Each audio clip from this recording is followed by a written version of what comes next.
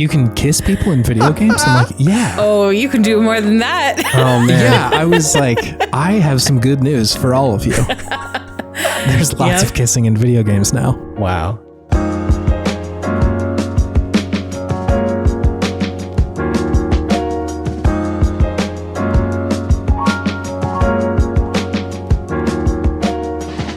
Hey, welcome to Video Game Podtimism. It's the Optimists video game variety show where two best friends talk about the wonderful world of gaming. My name is Chase. David's not here. Thought we were just going to do it around. Yeah, no, continue. David's in New Orleans on a well-earned vacation. Oh, good for him. He's there all week. He's having fun. He's getting loose. The goose is loose, I guess. But instead, I don't know what it means either. But instead, our two good friends, AJ and Kim, have returned gloriously to fill in for David's shoe. Me, sort of. I'm here for half of it. Kim for a little while. I came to talk about Starfield. Yeah, specifically, this is sort of just Kim's fun Starfield spot for a little bit, but I have a lot of feelings, and Chase graciously offered me a place to air them. A forum. I'm at this point, we're just sort of bootstrapping Asynchronous in another location. So I don't. I'm gonna keep that feed alive one way or another. You can only talk about takes that Kim or I have in the Asynchronous channel, and then whenever Chase says anything, you have to talk about that in the bounce back channel. over. Yeah, makes for a really challenging Discord experience. But here we it's are. Our ARG, our asynchronous reality game. Sorry. Yeah. That's good. Yeah. Normally, I ask David what he's been playing, but you two have guest rights. So are either of you playing video games? I presume so, being that the show is what it is. I mean, I think you've already teased it, so I think maybe we should just dive right into Starfield right from the get-go. I'm okay with that. Dive into the field of stars. Let's do that. We've all played this video game a bit. Yeah. Mm-hmm. Kim graciously sent me $30 so that I could play it early. Hell yeah. Thank you, Just Kim. for you to think it's okay. Spoilers. I've never gotten into a Bethesda game and I really want to get into Starfield, so I'm really trying. I was just going to ask, I don't know your two's, is that the way you say that? The two of you's history. Hey, the two of you, tell me about what you guys about Bethesda. Language is ever changing. What are each of your histories with Bethesda games? I would love to know. For me, Skyrim is one of the main reasons that I play video games as a hobby as an adult. Oh wow, yeah. Yeah. Okay. So I had an N64 and a Sega Genesis as a kid and a Game Boy. And then for not 20 years, but 15, 20 years, didn't play video games. And then when I was 25 years old, between when I took the bar exam and when I started working, I ended up playing Skyrim because a friend of mine was playing it and I watched her play it and I was like, this is the greatest thing I've ever seen in my life, and bought an Xbox. And so, I was very excited for Starfield, cautiously optimistic, because obviously I was aware of Todd's various foibles over the last few years. Todd's oopsies. Yeah. But yeah, so I've played a little bit of Oblivion, but otherwise, and I think I played a little bit of Fallout 4, but neither of them grabbed me the way that Skyrim really did. And so, it's not a very deep history with it, but a very intense love for one game. Yeah. AJ, what's your history with Bethesda? Yeah, mine is kind of by proxy for the most part. I grew up with Nintendo systems. I had a Sega Genesis, and then I had an N64, and then a GameCube, and then a Wii. So, I mean, granted, I guess Skyrim did eventually come out on the Wii, right? Was that the thing that happened, or was that the Wii U? What isn't it out on? Yeah, but anyway, I had never played a Bethesda game for myself, but I had one friend specifically, shout out to Steve, who was super into all the Fallout games, and I think most of my other friends were into Oblivion, and then my freshman year of college was when Skyrim came out. So I guess I didn't have it on the Wii. To the point where, just an anecdote, walking around my girlfriend at the time's campus, there was just around campus randomly pieces of paper with a black hand stamp on it that just said "We know," and I was like, "This is pretty good. But yeah, so and then anytime I had ever tried to play a Fallout or Oblivion or Skyrim, like I gave them all a chance at one point or another. They just never really hooked me. I played the intro to Oblivion probably like 6 different times, and then it was the thing of like, Kim, you and I have talked about this. I need kind of a guiding force to have me continue playing a game, and I feel like for the most part, like I wasn't picking up on it and it wasn't like obvious enough and I wasn't paying attention enough in my attention span as a gamer at the time, or the game just didn't do it. But I think it's probably the former. So I would just kind of like fall off because I didn't know really where to go. And I was just kind of running around doing whatever. And it's this kind of thing where I love Legos. This is real. I love Legos, but I cannot build anything. I can only build stuff that has instructions, and I just my brain will not. I always just wind up making like a tower or something that is just like really tall. Like I can't like visualize or manifest just like anything. And so I think that's kind of the same kind of hang up I have with games from Bethesda, where you can just do whatever you want, and then they kind of let you loose. Like I in Fallout 3, and then we can move on from my history. But in Fallout 3, I did all the stuff in what's the town with the bomb in it? Megaton. Yes, I did a bunch of stuff in Megaton. I did some side quest stuff, whatever, and then I went to the guy at the hotel, and then spoilers for Fallout 3, I guess, I blew up Megaton because I was like, this is funny, because I was 13 or whatever. And then once that happened, I was like, okay, because when I went to go start playing the game, my friend told me, I was like, yeah, you can blow up the town. I was like, what? No way, that's crazy. And so then I did that, and then I was like, okay, and then what do I do now? Like, what's the next step? Sit with your feelings about think really hard about what you've done. No, I wasn't doing that at the time. I was too edgy for that. But anyway, so that's my history with Bethesda is I really, really have tried to get into a bunch of their games and cannot. Yeah. So I'm trying that with Starfield presently. And like Kim alluded to, I'm having a fine time. But I am really trying. Like I feel like over the years I have learned how to kind of cope with the like I need direction in a game.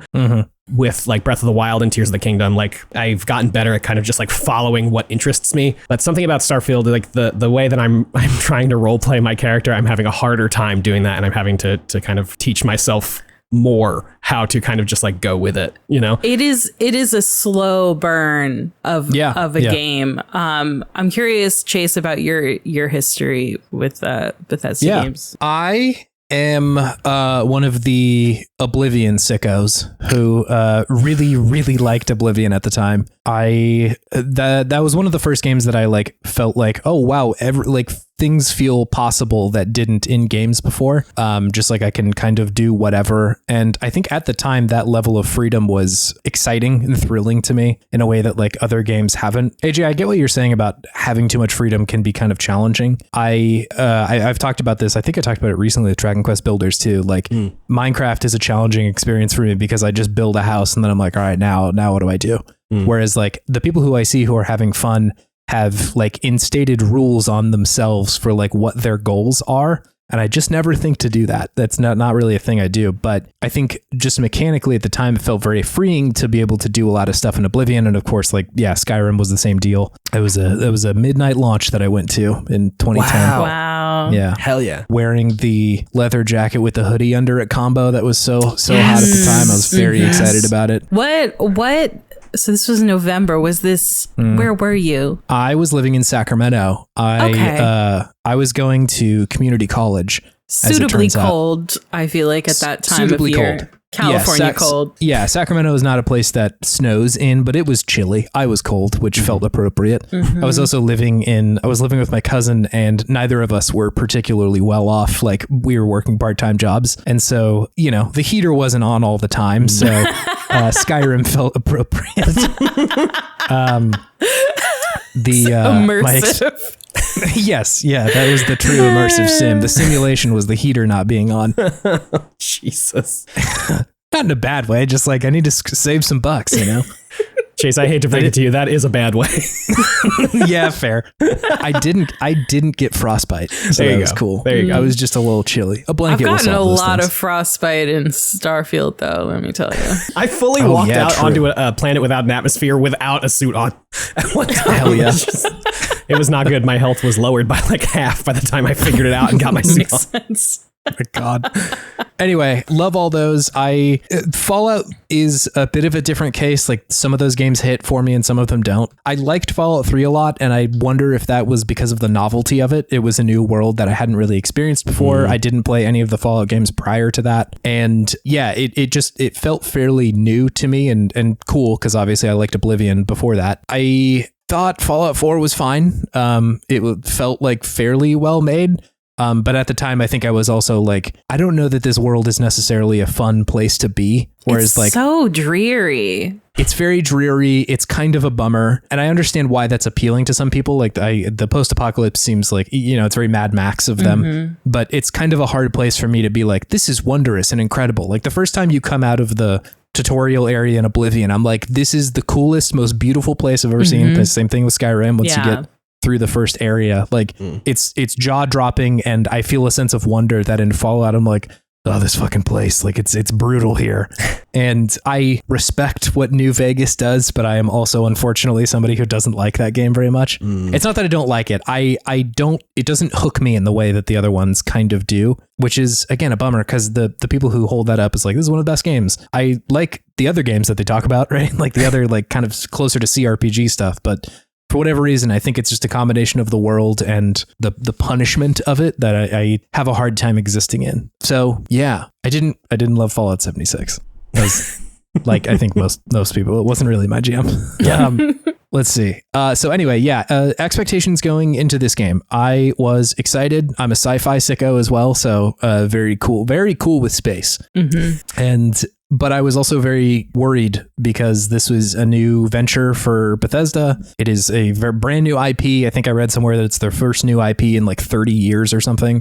Yeah, something like that. A little scary because I want them to succeed. I like when these games hit. I was kind of concerned with like just how long the development cycle was. Of like it's been going on for 8 years. Usually something that has been going on like that for that long, kind of, I don't know. There's some bumps in it. Well, there's a reason people call that games that have been in development for a while development hell. Yes. So I feel like there is a line of like, we've been developing for a long time to we will never be done developing, and 8 years feels pretty close to that line. It's also in sort of it is standing next to, at least in my own brain, Baldur's Gate, because I've been playing so much of it, which also took its time doing development, but I think the difference was that it was in early access for like 3 of those years, and I don't know if that's just a confidence thing of being able to see them build it over time, but I do think early access gives you a little bit more insight into how people might break your game compared to just doing QA testing or something. But that's a little in the weeds. Just like gut check, how are we feeling about it? I'm fully in. I'm very into it. It took me a while. Like I said, it was a slow burn. I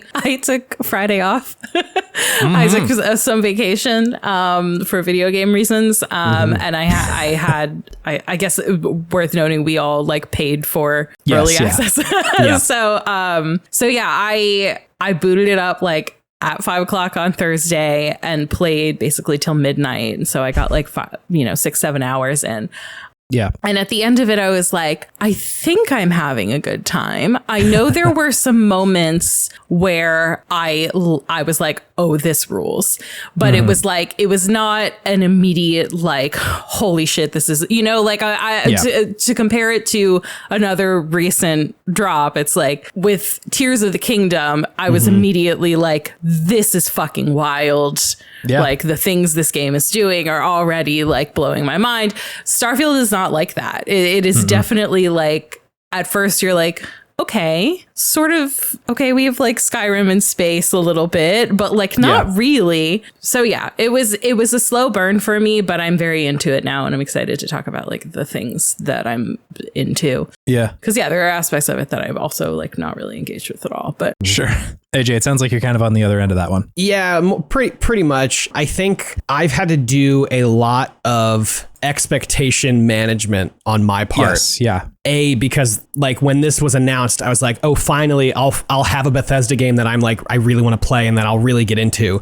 And so from there, I was like, I need to bump this down a few notches, because if I go in like with that attitude and it's not exactly what I'm imagining, I'm going to really, really hate it. And so over the last several months, especially, I've been really trying to like manage expectations, like watch some, early footage of stuff and be like, okay, it's not going to be the like space sim where you can kind of do whatever you want, and also there's like a story in a main story you could go through if you want to, but more or less it's just like a living universe, whatever. Was like what I wanted it to be in my wildest dreams, and that's just not what it is, and that's an unreasonable expectation. Not even close, yeah. It's an unreasonable expectation to have going in, and so I've been trying to reel that back, and so I'm still I'm in this spot now where I'm like, okay, where I'm just trying to not think about it in terms of like expecting or like wanting anything out of it. But the one thing that I was holding on to was the like role-playing ability of like what I would be able to put into it, like, kind of self author with like, my personality traits that I choose, and then like my background that I choose, and then like kind of building this like husk of a character and inserting them into the Starfield story. I think even that I need to let go of is where I've arrived at, like 6 or 7 hours in. I think I need to start going about it how I went about Breath of the Wild and Tears of the Kingdom, where like just start doing stuff and don't do things that like, oh, well, my character's name is Lisbeth. Don't do things that Lisbeth would be interested in. Just play the game, like play the game and stop trying to role play the game. And so that's where I'm at about 7 hours in. And so I'm having a fine time. I can really tell why people enjoy this game. I can also tell why some people don't enjoy this game, but I wouldn't say that I'm not enjoying it. I'm just saying I would say that I'm still figuring it out for myself. As a person who has never really gotten into a Bethesda game. I think I'm somewhere between the two of you. I think I also had to do a bit of expectation management the first time I fired it up. Like my first instinct right when I got into spaceship was, all right, great, I'm going to go fly around some places. And then I turned my spaceship towards a planet and gas it. And I'm like, okay, here we go. And I'm going to go land on the planet. And I don't seem to be going anywhere. There's no real indication of me getting closer to the planet. I'm like, okay. And then like have to figure out that that's not what this game is, right? Yeah, it is not a spaceflight simulator. No. I think I have played too many of those games, and that was an unconscious expectation in my brain of like, I've played Elite Dangerous and No Man's Sky enough to think that's just how a space game works, but that's really not, and is kind of an unfair expectation on this game. Yeah, I was in the same boat. I had to de-Elite Dangerousify myself. Yes. Yeah. Which I think is fine now that I've gotten into the loop of the game. I don't think that really like it could add some cohesion to make everything kind of feel like the same spot, but I feel like this game is it is going for more of a sense that there are these little pockets of humanity all around the place, rather than the whole thing being this place that you can go and explore and there's people everywhere. It's like, no, space is like brutal, and they can really only exist in like certain spots. And so by forcing it into this like kind of menu where you have to select where to go, it restricts where you can go to a certain sense. But yeah, I definitely had to expectation set a little bit that one. And I think I'm mostly over that hump because I'm getting closer to where you're at with it, Kim, and I wonder if it's just I know you've played more of this game than I have so far, and I wonder if I will end up being where you are, because there's been a couple of moments where I'm like, oh, this owns, it's really, really good.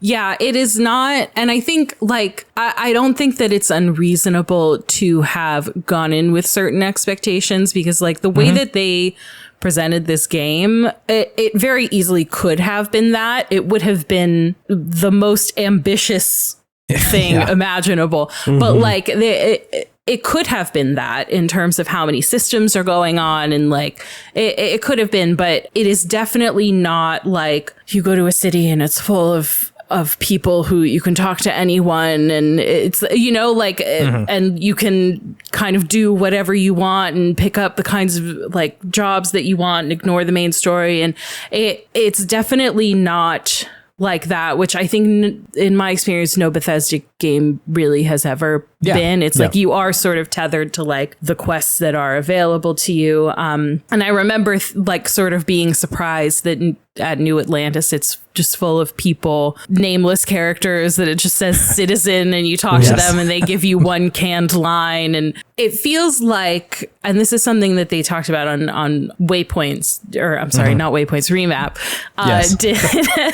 did Rob and Patrick are doing like the Starfield diaries, where they just sort of like meet periodically and record something about their experience in the game as it's ongoing, as they're playing it. And one thing that they brought up was it seems like with this game, they're going for a sense of scale rather than actual scale. Yes. Yeah, that's fair. And I found that to be true. And I think that I can absolutely see why for some people that would be unsatisfying. For me, it works. And I think the weird thing is at first it doesn't, because we've sort of come to, I think, expect that like because a lot of games do that, where like you go to a place and every character has a name and you can sort of like talk to them and maybe they have more dialogue than others. But you know, it was easy to go in with that expectation, I think, but I'm finding the longer I play, the more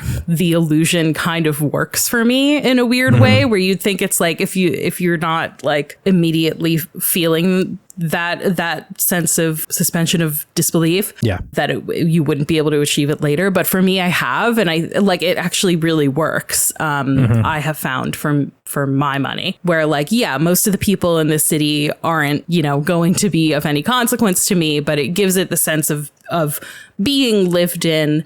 And there are certain people who will have quests and have dialogue, and like I can get momentarily invested in like their little stories. Same thing with the planets. It's sort of laughable now in retrospect that people were complaining about the fact that when you land on a planet, it creates this like, you know, procedurally generated circle, tile and it has limits. It's only 45 minutes big, Kim. It's so big. They're so big. I've never hit a limit. I've never like tried to. And there's not like a ton of stuff out there, but I also think that it kind of works for me for like the sense of this is a planet that like has hardly ever been visited by people. There's maybe like one abandoned outpost here. I don't know. I find that it works. And probably my first really excited moment in the game was an early mission takes you to Mars. And I was like, well, as long as I'm around here, let me check out some of the other planets I know and love so well. And I ended up on the moon, just like bouncing around the moon. And it was just like beautiful. There was nothing there, nothing to do. And I was having a great time, just sort of like at the wonder of it. And that for me was like the first spark of, okay, there's like something here for me if I keep digging. And it's been fun. I totally agree. I think that like I didn't realize that this was how it was going to work, but the way that they structure like missions, there is a rhythm to it that actually does work pretty well for me. They will give you a couple of missions, say on New Atlantis, one of the first cities you go to, which is like very like Star Trek sci-fi, where everything is clean and pristine and everybody there believes in the United Colonies and we're all good Boy Scouts about it. Like that kind of place. They give you a bunch of missions there, and a bunch of them are just far enough that you can't jump directly there with your like faster than light drive. And so they'll put you in another system that has to connect to it. And more often than not, somebody will come over the radio and be like, hey, dude, shit's fucked out here. Can you please help us? And I will usually take those hooks. That's like, I'm like, all right, that sounds interesting.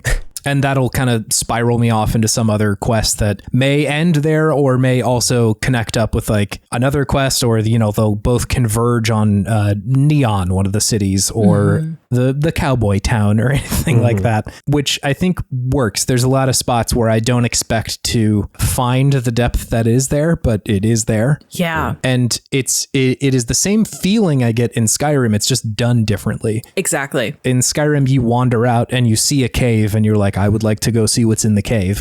Versus here, it's you jump to a new system and somebody says something, or you have a side quest here, or a planet looks weird, or you hail a station and it's static and you're like, well, that's weird. I better go check it out and see what's going on in the station. Anything like that. Can I tell you, I hailed a station earlier and it was static and I was like, oh, I must not have a comms thing. Like my comms thing must be busted or something. So I just left. That's hilarious. Oh man. Yeah, you can, I think I had a similar thing with the station that was just static and I went and checked it out today. You can check them out. You can dock with them. You gotta get closer, but then they'll let you. Chase, you mentioned that you did a quest that was like a ship fight over multiple systems. Was that Ground Pounders? I don't know the name of the quest. It was this one where you show up and there's like some feud between a couple of different families in a system, but they're under the thumb of pirates in that system as well. Oh, so I had one that had that same thing where it was like a dogfight across multiple planets' atmospheres. Yeah. And so I thought it was the same one, but mine is actually different. Cool. Which is, and I bring it up because the way that I got it was I like jumped to a planet and I got hailed by a random ship, and the guy was like, hey, listen, just like trying to like pay it forward and let people know, like, don't go to this planet right now because there's something going on there and it's like, it's really dangerous and whatever, just trying to let people know. And then that guy left, and so I picked up that mission, and it ended up being, I thought it was going to be like, okay, go to this base and like shoot some guys. It ended up being this like long sort of mission about, I won't spoil what it was, but but it was this long mission. It was involved. There was stuff happening, at the base where I landed. And like, I went through all of that. I met all of these different characters and they were like, hey, we actually need you to like go to this other place and help these people. And then I came back and then I was like, okay, we need to shoot these, the people who are attacking us. We need to like, we need you to go on your ship and like shoot them down. And so I did that. Yeah. And, it's this whole long mission, finish it up. Okay, great. Bye. And like however many hours later I'm playing and I get hailed by a ship, and it turns out it's like a UC system, whatever their navy is called. They hailed me to be like, okay, we're like scanning you into UC space, and then a voice comes over and it's like, oh wait, I know you, you're so and so from wherever. And it was like a character that I had met on that quest, and we like caught up, and I was like, oh, have you heard from so and so? And she was like, oh yeah, he got like a medal and all this stuff. It was so well done, and it was it went a long way towards making this world feel lived in, and like rewarding me for like a little spark of curiosity with this one, quest initiation or whatever, whatever you call it. Yeah. So it was very human, and it was very fun. And it like, I've done a few things now where they were like these side quests that I picked up that ended up being way more involved. Like I did my first companion quest the other night, and that was really involved in like a fun way. And it wasn't just like, go here and shoot these guys and then go there and shoot these guys. It was like a lot of persuasion and hacking, and there were so many different elements of it. And so like, I totally agree. It is absolutely doing the Skyrim thing of you can go down a rabbit hole and discover something really wild and fun. You're just picking it up in a completely different way than you ordinarily would. I picked up another side quest that's how I got like a cool new ship and like other gear. And it was just Mantis? Like, yes. Did you have you done it now? I finally did Mantis because my ship was so bad. I still had the original one. Yeah, me too. I was getting wiped across the galaxy's floor over and over again with that thing. Yeah, I had read that the first ship, they were like, this thing's really a piece of crap, so just like don't invest in it, just like get a better one. And there are like missions that will give you them. So when I saw that I had an opportunity to get a new ship, I was like, yes, please. Yeah. But yeah, the Mantis thing I think I picked up because I looted a body that had data pad on it that was like, hey, I heard about this base. We're going to go there. And so I went there and like picked up this very involved side quest that got me some cool shit. So yeah, it's doing that stuff really well while also having a really good main story, I think, which is not true of most Bethesda I have heard. Yeah. Skyrim's was fine. Oblivion's Yeah. was cool. It has its merits, but it's fine. Sean Bean's in it. That's cool. I mean, how could you go wrong? You can't say no to Sean. You can't say nay to Sheen Bean. There's nothing that rhymes. There's in nothing here, in though. there. Sheen Bean, though, is... Sheen Bean. Sheen Bean's very good. I'm now imagining an alternate universe where his name is pronounced Sean Bon. Yes, it's either Sheen Bean or Sean Bon. Yeah. Yeah, we're in the worst universe where it doesn't rhyme. Yeah. Or it doesn't work either way. Shit. I'm really liking the side quest. I haven't really dug into the main quest that much outside of like the first couple. Like I have hung out with Sam and what's the like main girl's name? Sarah. Yeah, I've done their quest. I hung out with Vladimir. Is that the dude in the station? Love Vladimir. Yeah. Yeah, he's very fun. I rescued some lady who I don't remember if that was many hours ago. Oh, Andresia. Yes, her. Yes, she's going to be my girlfriend. I don't think she hell knows yeah. it yet, but I'm Sure. working on that as It's we on speak. its way. Yeah. I just want to shout out one of the coolest missions I've played so far is a side mission where you show up to a planet, and I'm just going to spoil the setup of this. I'm not really going to mention like what actually happens during the whole thing, but in one of the missions you jump to a system and it is right outside of this place called Paradiso, which is like a resort planet. They have it's just like a place for people to vacation there, and there's this big ship that isn't responding to their hails, and they're like, we don't know what the fuck is going on out there. It like they aren't communicating with us, and they kind of initially think like, oh, it must be aliens or something. And so you go up there and like hail the ship, nothing works, it's just static, and you get on the ship and board with it, and it's a bunch of humans, and they're like, oh, what the fuck, why, who are you? As it turns out that they are a group of humans who left Earth 200 years ago before faster than light drives were invented. Whoa. They just showed up to this planet. So it's like, it's as if Andromeda in Mass Effect Andromeda, you fell asleep in cryosleep and then woke up and there's the galaxy's totally inhabited, which it kind of is, but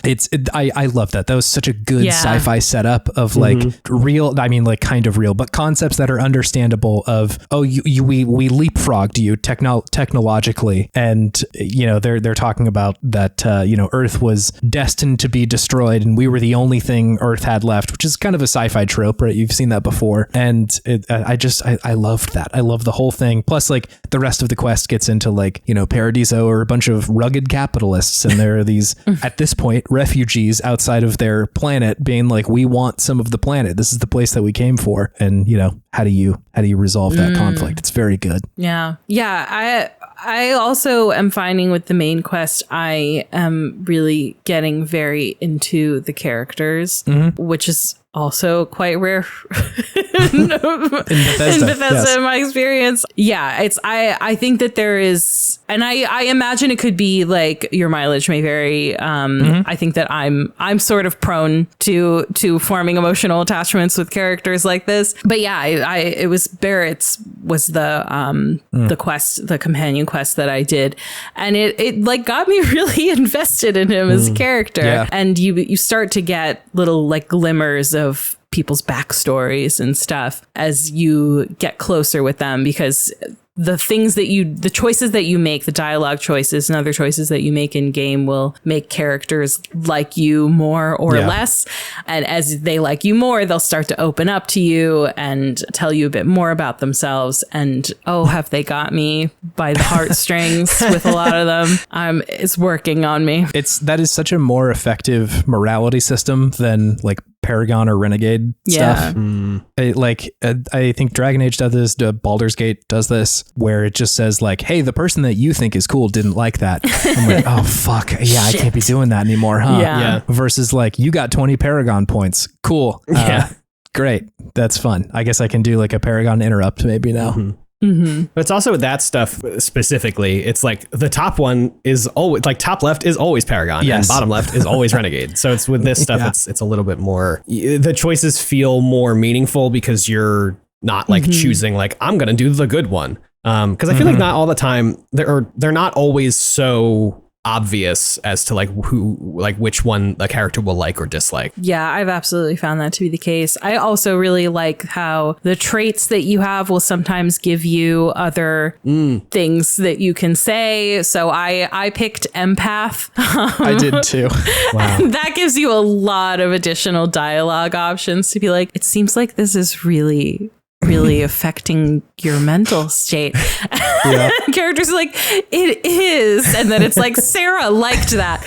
Nice. So empath is a fun one. But I also, so my character is a sculptor. Her name is Kit. She, in my headcanon she was like fresh out of college, out of art school and couldn't find a job, shockingly. And so she ended up mining because as a sculptor, she knows geology. But yeah, so sometimes there are dialogue options that are like geology, and Kit can be like, oh yeah, the soil would do X, Y, and Z because I know geology as a sculptor.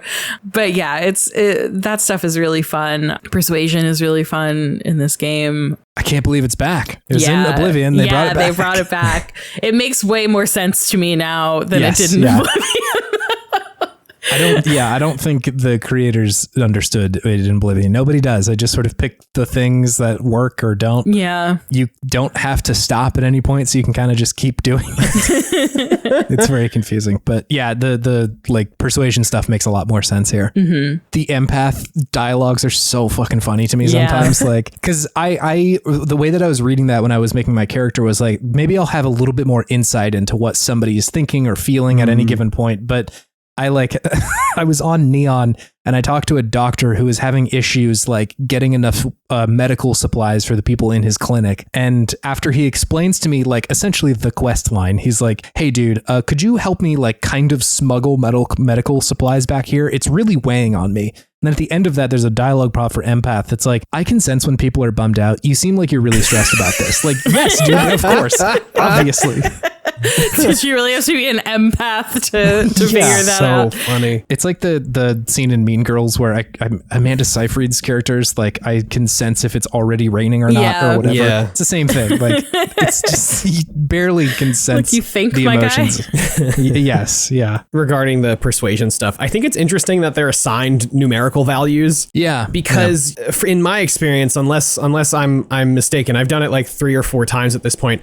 I feel like you're still trying to make the choice that is like correct for the person, and like the +1, +3, +5 like stuff isn't like unless there's like stuff happening in the background and I've just for some reason failed a whole bunch of +1s and succeeded on a whole bunch of +5s, which might be the case. I feel like you're still trying to make the choices that are correct for the person and the situation and less trying to like game it out. And like, I feel like partly the numbers don't need to be there unless I'm just getting really lucky with the like behind the scenes math and I just don't know. I'm not entirely clear on how it works, but it seems like it's sort of like a high risk, high reward kind of thing versus lower risk, but like more generic. I think it's something like that where like, yes, you are gonna get further with kind of a more tailored response, but at the same time, it could also backfire and make them really mad or something. But yeah, I have found that it's been fun to see the ways that there are definitely many different ways that you can resolve any given issue. Have you, AJ, you said you've been on Aquila? Mm-hmm. I'm on Aquila currently. I did the quest part and I have talked to someone's dad and gotten the thing from the dad. Yeah. So I as I was playing that, I was like, I really don't want to. There's sort of like a get out of jail free card that you can play, but it makes Sam really upset, which is like understandable because it's like kind of not your place to do. And so I was like, I'm definitely not going to do that. I'm going to persuade this guy. And then I tried to persuade and I failed. And I was like, well, fuck. My options now are commit a crime or beat up the dad or use this trump card that I really don't want to use that is going to make Sam upset with me. And that was like a very fun sort of role play moment where I had to be like, shit, sorry, Sam. That's so funny because I had the exact opposite experience of in the conversation. I was like, I am going to do this thing that you're not going to like, Sam. Sorry. And it said, Sam didn't like that. And I was like, you know what? Let me try my luck with the dad, and did persuade him. And so I just did a thing that Sam wouldn't like, or I said a thing that Sam wouldn't like, just to not do that thing in the end anyway. But if you ultimately do the thing, he gets even more upset. I bet. Yeah. Yeah. It's not clear to me that there are like really major consequences for that. Sure. But yeah, it was definitely a fun. Yeah, well, I genuinely felt bad about that. Yeah. So yeah, I guess there were consequences in my heart.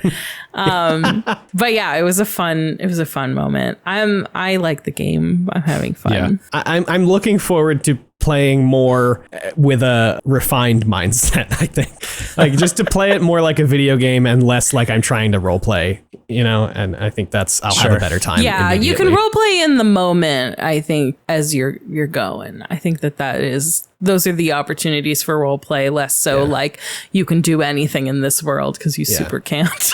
Yeah. Well, even in the beginning, like I made Lisbeth a long haul trucker.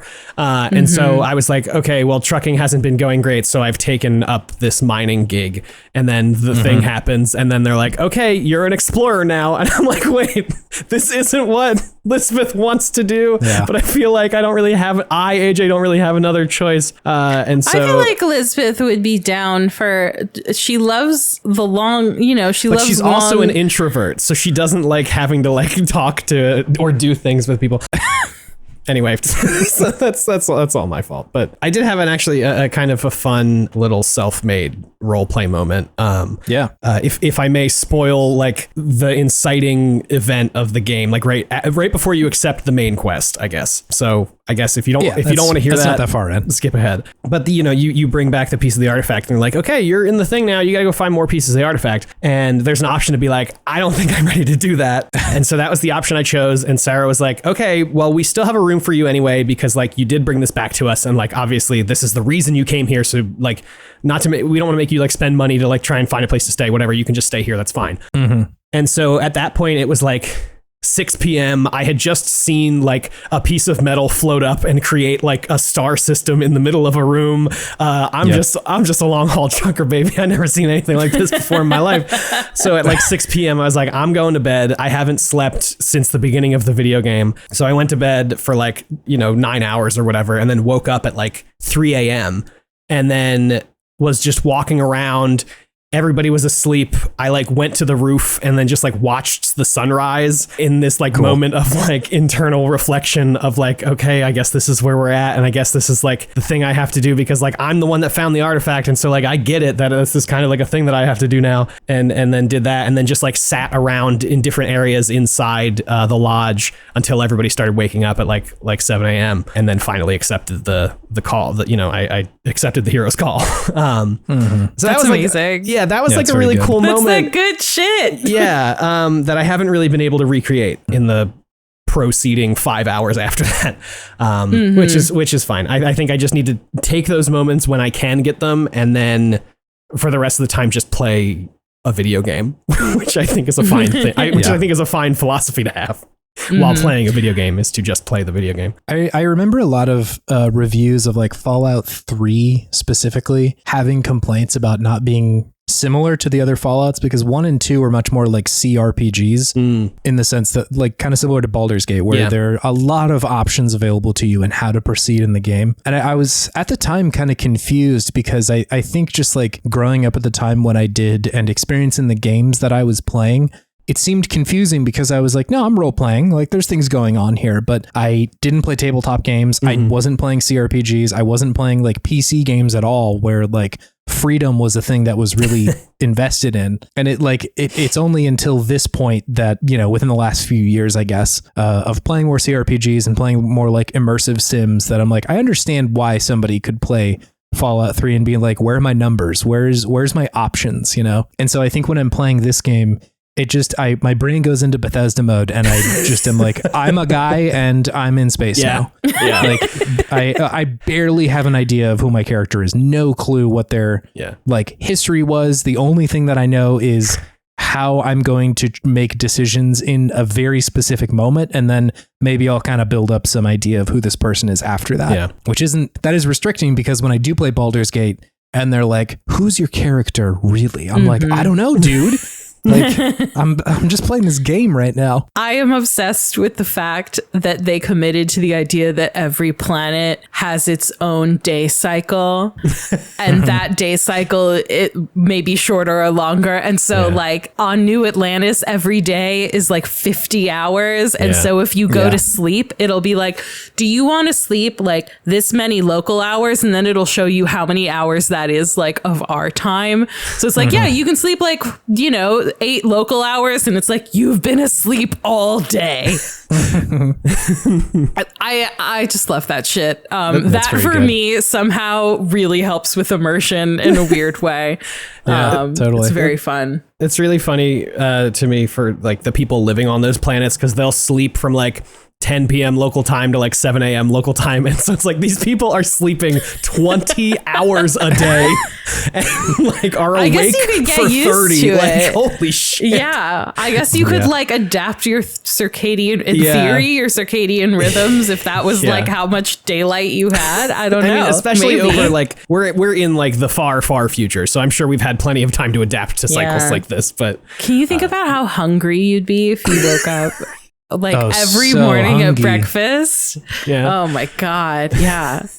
Anyway, sorry, what were you going to say, Chase? I was going to say 2 more things that I like about this game. One is I love how each one of the like major planets or major cities is each treated like a different genre of sci-fi. I really, really like that. Like overall, this game is self-described as NASA punk. And I think that is throughout. Like there is a grounded nature to most of the game and how it operates. But like I said, the first one's very Star Trek. The second one is a little bit more Star Wars in the way that it kind of feels like this Wild West town, or I guess I shouldn't say second, but the one where you go with Sam. Yeah. Neon feels like this kind of Blade Runner town, which is just amazing. And so like in the same way that I really appreciated Resident Evil Village's approach to their world design, where each one is a different kind of horror movie or game. This one is also like, you will see tropes of those kinds of movies or shows in those cities, right? Like I said, everybody in New Atlantis is very committed to the cause, and we're all going to salute and talk about how great the United Colonies are and all that sort of shit. Yeah. Whereas the things in the Free Star. Yes, correct. All of them are much more like, law don't mean much out here, but we just got the Rangers. It's so funny that they're all cowboys. It's so it's really funny. And so I like that. I like that you get to explore different kinds of sci-fi in this game. And I'm a sucker for any game that anytime you go to a new place, it's styled very differently than another one. Any castle in Persona or anything like that where the levels are just very drastically different. I really like that stuff. Yeah, the areas definitely do all feel distinct from one another, which is really, really great. It's a very Bethesda thing. A lot of cities in Bethesda games all feel like distinct and memorable. I can draw you a map of Whiterun, like I know exactly where that city is, or like where to sell shit in the capital city in Oblivion. I just think a lot of that's very good. The other thing I was going to bring up is just that I'm nowhere near the end of this game at all. I've like not been touching the main story very much, but I think that how this game deals with the like motif of exploration is really great, both physically and personally. I think that you run into characters who are being like stuck in who they are in a lot of ways. And so and I will say also typically dealing with some form of capitalism or the effects of capitalism. There's a lot of people who are just like, I don't have enough money, or I can't see a doctor, or there's a bounty hunter after me because I took a shitty job or something like that. And you run into all these people, and I think that they are asking you to explore those people and explore yourself through how you react to that stuff. They offer you a lot of different reactions and a lot of different avenues for how to go about solving those problems in a way that is either, something that feels good or something that you're like, well, this is the quick and dirty way, but I'm going to do it that way or whatever. You're favoring someone in a lot of ways. And so I'm going to borrow a takeaway from Eye of the Duck, but they did a series about space a while back. And a very short synopsis of a lot of those movies is man goes to space to try and not go to therapy. And Men will do anything. Yeah, to exactly. not go to They literally therapy. travel space before they go to Yes, therapy. yeah. And so something that came up in those genre films a lot of the time was that these space movies are a way to explore a somebody specifically, right? So if you think about The Martian or Interstellar or Contact or Gravity or Ad Astra or Moon, they're all about a person specifically.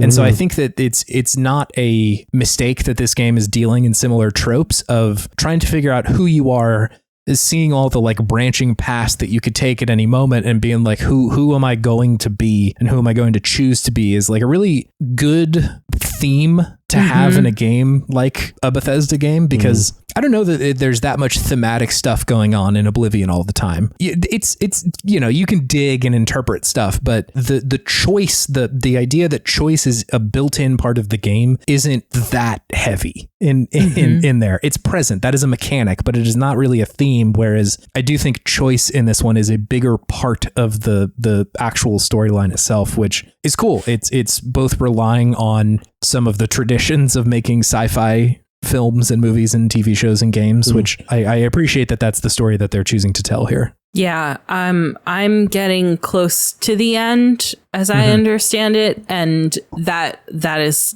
definitely a theme that is continuing to unfold in a really fun and wild way for anyone listening who's played through. I have right before we got on, I finished, I think it's called In Their Footsteps is the main story quest, which is like a big reveal moment, and I was like, holy shit, this fucks. But it's dealing with those same issues, and I think I'm very impressed with like the cohesion of the story and the stakes that it's creating, like personal stakes that I feel like it's creating, which I have never felt as emotionally invested in a Bethesda story before. So I'm very excited. I'm probably, if I have time, which I think I do, I'm going to finish it tonight. Yeah, love to see it. Yeah. Thrilling. I will see, because I also like there's still side quest stuff that I want to do, but I don't know if I should prioritize getting to New Game Plus because I've heard good things, or if I should try to finish that stuff out. But right now I'm curious enough about New Game Plus that I think that might be my next move. Could always hang on to a save. Yeah, exactly. That's what I'm thinking. Video games. Video games. Well, Chase, that's been an hour of your podcast. So.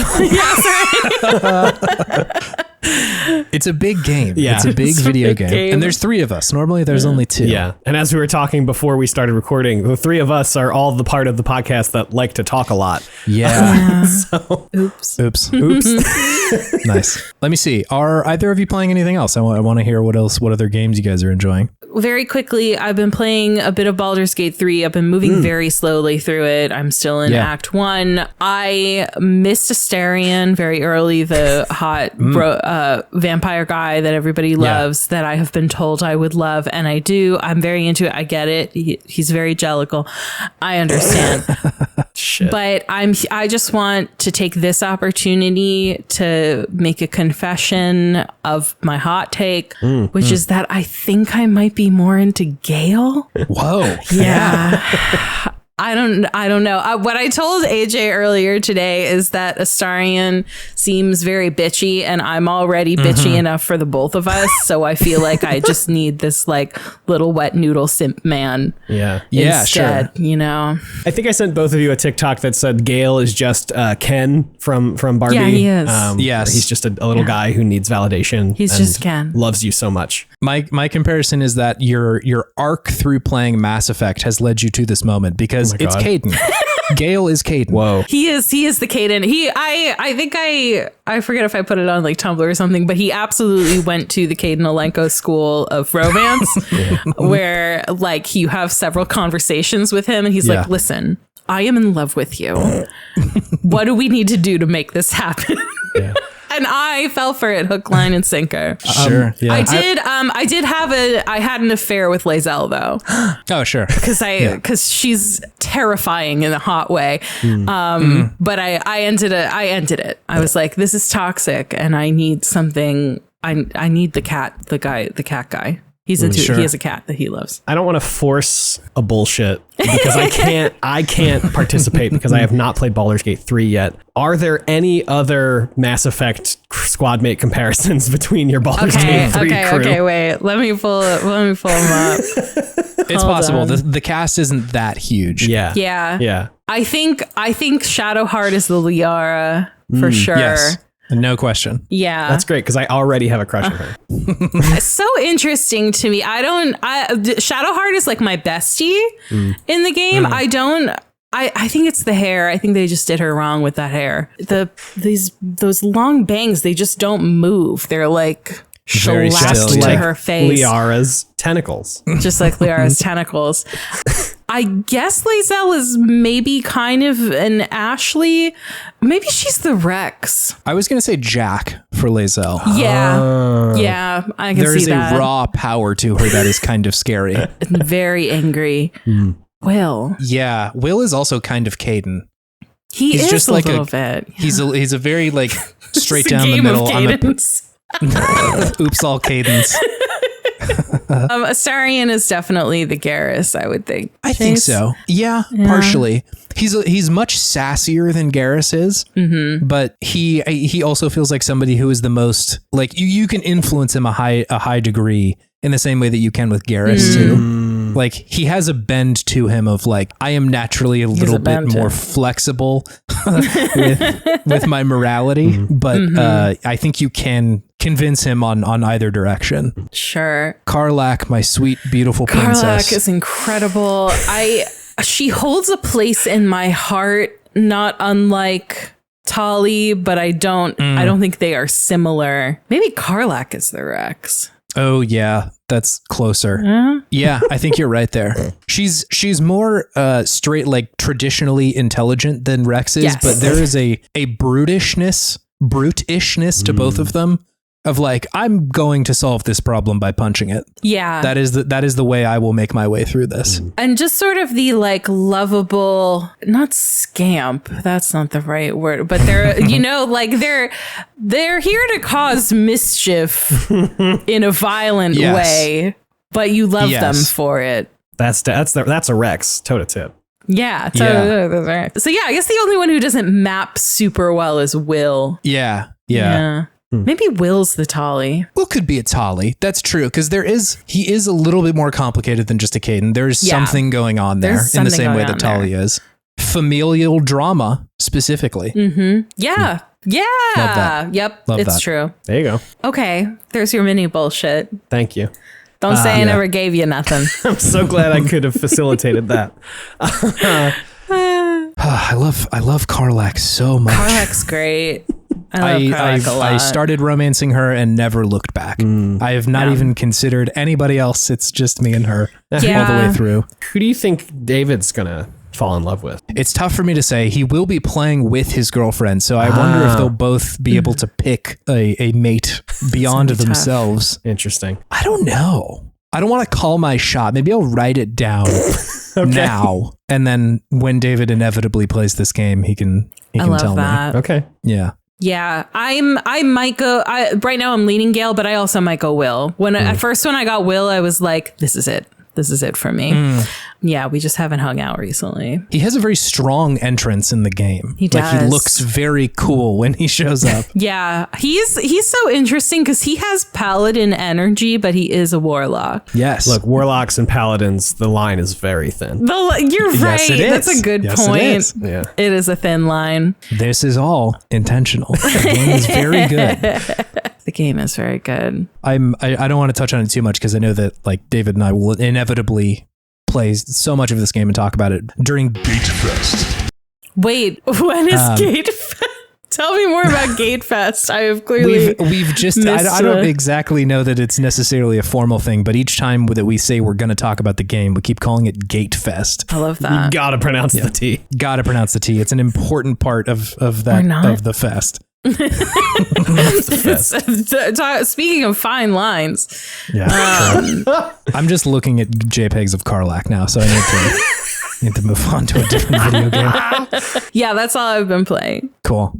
AJ, what do you got? I have been playing what I believe David has once coined kind of the Game Pass sampler. Yes, yeah. Where you just hop on Game Pass and download a whole bunch of games and then play them. So I did that with a few games this week, one of which did not hang or did not stick is Everspace 2, and most of the reason it didn't stick was because you very much need to know what was happening in Everspace 1 if you want to have any investment in the story. You immediately run into somebody from the last game who was like maybe used to be your friend and then maybe betrayed you, but now you're working together again. There's a reference to like the big bad guy who you, spoilers I guess, kill in Everspace 1, and then his like second in command is now taken over in Everspace 2. They are like directly connected, and I was like, I don't know what's going on. It felt like Chorus. It felt a lot like Chorus in terms of flying the spaceship around, which was nice. Looks like it. And a good time. But there's something about the like with like I can't control ships I can't control like spaceships like it is a normal shooter, you know what I mean? So like I can't have up be up and down be down. Like it has to be reversed for me to like be able to make sense of it. But so something about the way that those controls were mapping was not doing it for me, and I was already like half out with the story not making any sense, and I was like, I'm just gonna drop this. I just don't, that's fine. I've got Starfield, I can fly around in that. So that's Everspace 2. Really quickly, another small one is Airborne Kingdom, developed by the Wandering Band, I think in like 2020, and it just came to Game Pass recently. And it's just like a little like you're doing a little sim city building, and like you are in this Airborne Kingdom.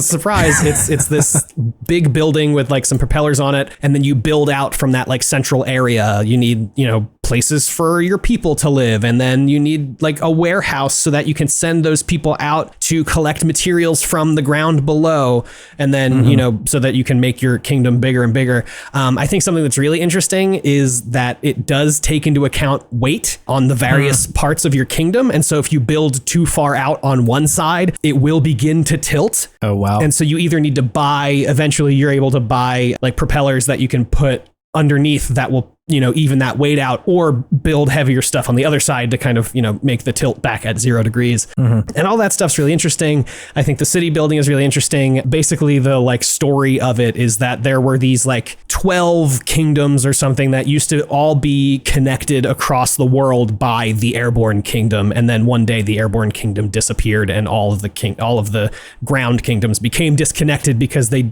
didn't have any other way to travel besides this one kingdom that could fly around. And so you're kind of rebuilding, reconnecting the world, kind of like in a Death Stranding way, where you're like rebuilding the internet. But in this way, the internet is just like people in tiny airplanes. And so there are like quests you need to do to rebuild, stuff on the ground kingdoms so that they can then come up to the Airborne Kingdom and contribute to stuff to your city, and then you can contribute stuff to that city. And it's like this neat little cyclical relationship. I did the entire first area basically, which is like 3 or 4 cities that you're connecting up, and it's fun. I think I was getting a little stressed because I felt like no matter how much I was doing, every time you get a new person, you need to build a new house for that person to sleep, which makes sense. Yeah. But then that means you need the materials, which means you might need more people to then have them be able to go work and grab more materials. And so like I always felt like I was just keeping up. Like there was never a point where I was like, I'm comfortable with where my kingdom is at right now, which I guess is a good way to continue pushing you forward to keep building out your city, exploring the world, and like never reaching a point of kind of like a comfortable stasis. Because also the more people you have, the more water they're drinking, the more food they're eating,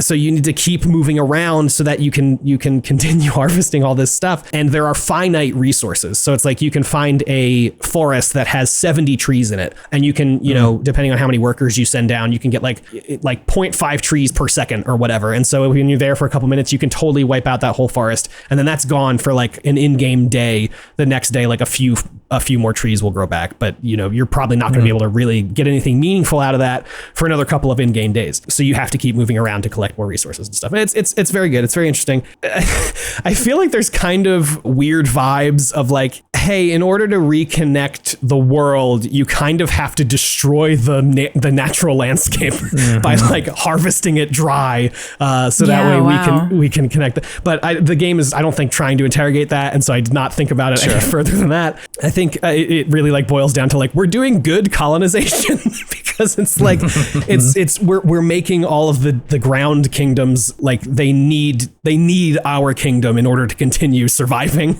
and so it's like this weird. It's this, I don't know, if you think about it too hard, it gets kind of weird. And so I am not thinking about it too hard. But it's a great time. It's on Game Pass. I think I played for like 2, maybe 3 hours and got, like I said, the whole first area. And it's a good time. I would recommend it if you like a city builder. I think it's a good twist on that kind of game. That's cool. It looks good. I think the art style is really neat. Yeah, the art style is really nice. I really, the first like city builder game that really got me was Frostpunk a few years ago, which is like an oppressive video game, but like it's just constantly challenging you in every corner. But it sounds like this one is also kind of challenging in the sense that like you never are really ahead of the curve. But it looks neat. As much as you're city building, you are also like engine building. Like you're building stuff to keep your city sustainable. Yeah, it was the same thing in Frostpunk. You're always trying to upgrade the like heat core that's at the center of your town to keep the winter out. Right.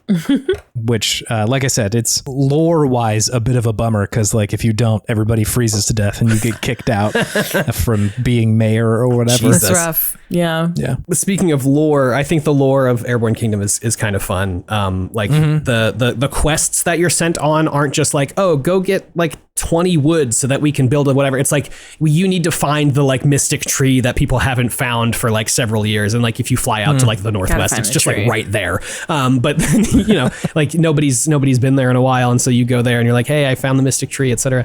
And then you'll come across like correspondences between like the old versions of your kingdom and stuff. And then like every time you recruit more people or whatever, it's written out in like a journal entry from like your head archivist or whatever. And so it's kind of, it's doing a cool thing where it's like trying to make you feel like you are building this new history, which I think is really cool, and it's done very well. But yeah, so that's Airborne Kingdom. That's neat. Yeah, another game that I have been playing. It's a game from Double Fine from 2015, tactical strategy RPG called Massive Chalice. And it's really fun. It's really, really fun. Interesting. So it basically, like I said, it's a tactical strategy thing. It immediately starts you off when you start a new game with like these really great kind of customization options of like how hardcore you want the game to be. And there's this thing called Iron Mode. Iron in all caps basically means every choice you make, it saves after every choice, so you can't like go back and like redo decisions on the battlefield. And for some reason, I turned that on. I was very frustrated today, and I forgot that I made the choice to have that mode on, so I have nobody to blame but myself. But then you can also choose the like it randomly generates like hundreds of house names because it's set in this kind of like Game of Thrones-y. I hate comparing to Game of Thrones. It's like this medieval, kind of there are kingdoms and houses and all of this stuff, but you can set the bloodline names to be either serious or silly, because it is a Double Fine game and it doesn't want to take itself too seriously, and it doesn't want you to have to take it seriously if you don't want to, which I just think is fun. I do have it on serious because I'm a serious gamer and I'm serious about my fantasy. If you could just say serious gamer a little slower so I can get a clean take to pitch down. Yeah, sorry. I'm a serious gamer. Thank you. I pitched it down a little bit myself. Is that okay? Yeah.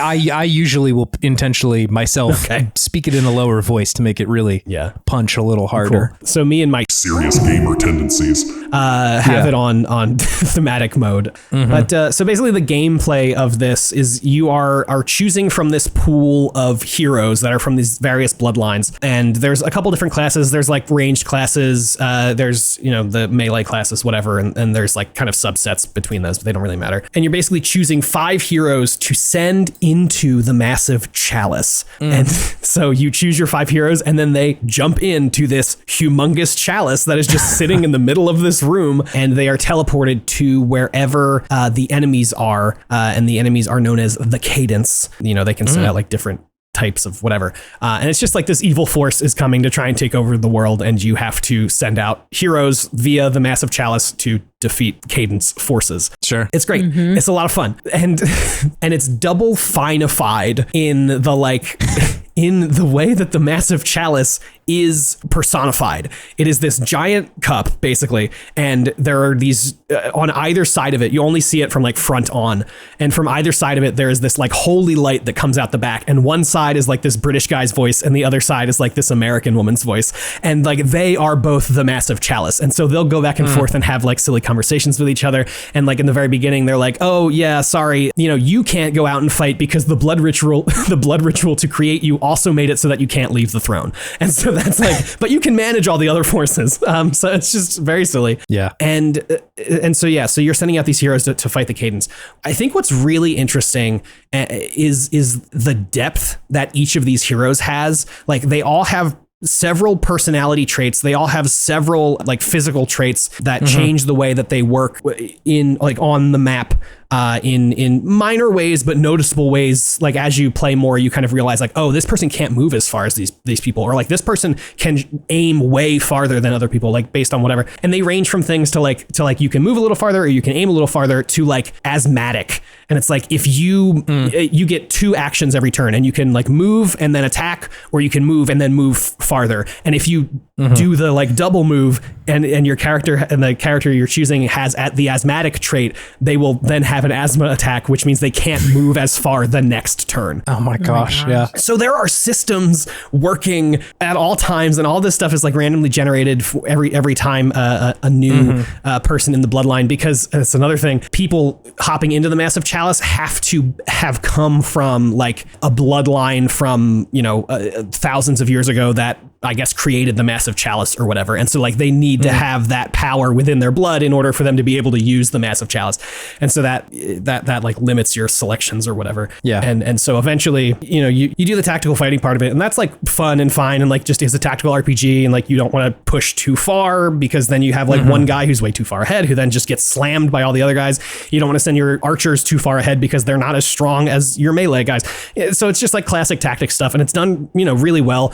I think they're not really doing anything that's like really mind-blowing. It is just like a good tactics game. Yeah. Yeah. But then outside of that, you are also building up your defenses from like to defend against the Cadence. And so there's like 12-ish maybe areas that you can build keeps in. You can build various different types of buildings, but with the keeps specifically, you need to then assign a regent and their partner. And so you choose from your list of heroes because you want them to, you want their children to be able to then grow up to fight, because that's another thing. The timetable on this game is huge. Yeah. You after you finish the first mission, the massive chalice explains to you like, yeah, that's the Cadence, like they're sending forces to like destroy the world, whatever. We can defeat them, but we need a really long time to build up our power in order to actually like do what we need to do to destroy the Cadence. And so then you are introduced to the timeline mechanic, which basically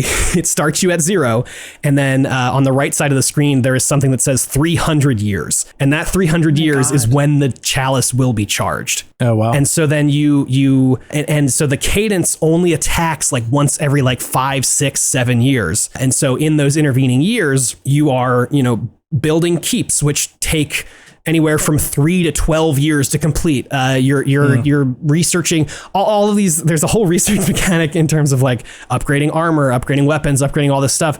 And they all are on these timetables of years. And the way that it condenses that is you can basically just fast forward through the timeline. It will like ping like every time a regent and a partner have a child. It'll ping when like somebody is like of age, which is I think when they turn 15, they can then go out and fight. And then once like bigger events happen, like the Cadence attacks, it will stop the timeline. It's like, okay, we're at an attack. Like let's send our people out. And so it creates this really interesting like system of like, I haven't gotten super into this part of it because it feels a little too eugenics-y to me, of like trying to pick people with the best traits to then breed a better fighter for 15 years down the line. So I'm not thinking too hard about that part of it because that feels icky. But yeah, so that is like the kind of timetable we're working with. And so like every 7 to 8 years, there is another cadence battle, and they will attack 2 places at once, and so you have to choose one, and then you lose the other place. Oh wow! But you don't lose it completely. You have to have a place be attacked by the cadence 3 times in order for it to be totally lost. Otherwise, you can kind of mitigate that damage various different ways. And so yeah, it's really fun. There are times along the timeline where it'll like introduce you to these like choice story beats where it's like, hey, we have a conflict between 2 houses or something, like how should we handle this, and it'll give you a couple of options. One of them was and usually the choices you make will like affect your heroes, and so it'll you know, you don't want to make a choice that's going to like have you lose somebody prematurely or whatever. There is one that I got that was entitled Relics in Time. One of the heroes barges into the throne room, can't stop babbling. I've had the most wondrous dream. There was a full moon. I was standing above the chalice and I jumped in. And it says, instead of being transported to battle, I was sent to another time and found an heirloom that my family thought was lost ages ago. And then it says, your mind blanks out as you realize the moon is full tonight. What do you do? And you can either allow him to, it says, allow Justin to transcend space and time in search of this relic, or forbid Justin from transcending space and time, which I think are 2 great choices. I did allow Justin to transcend space and time.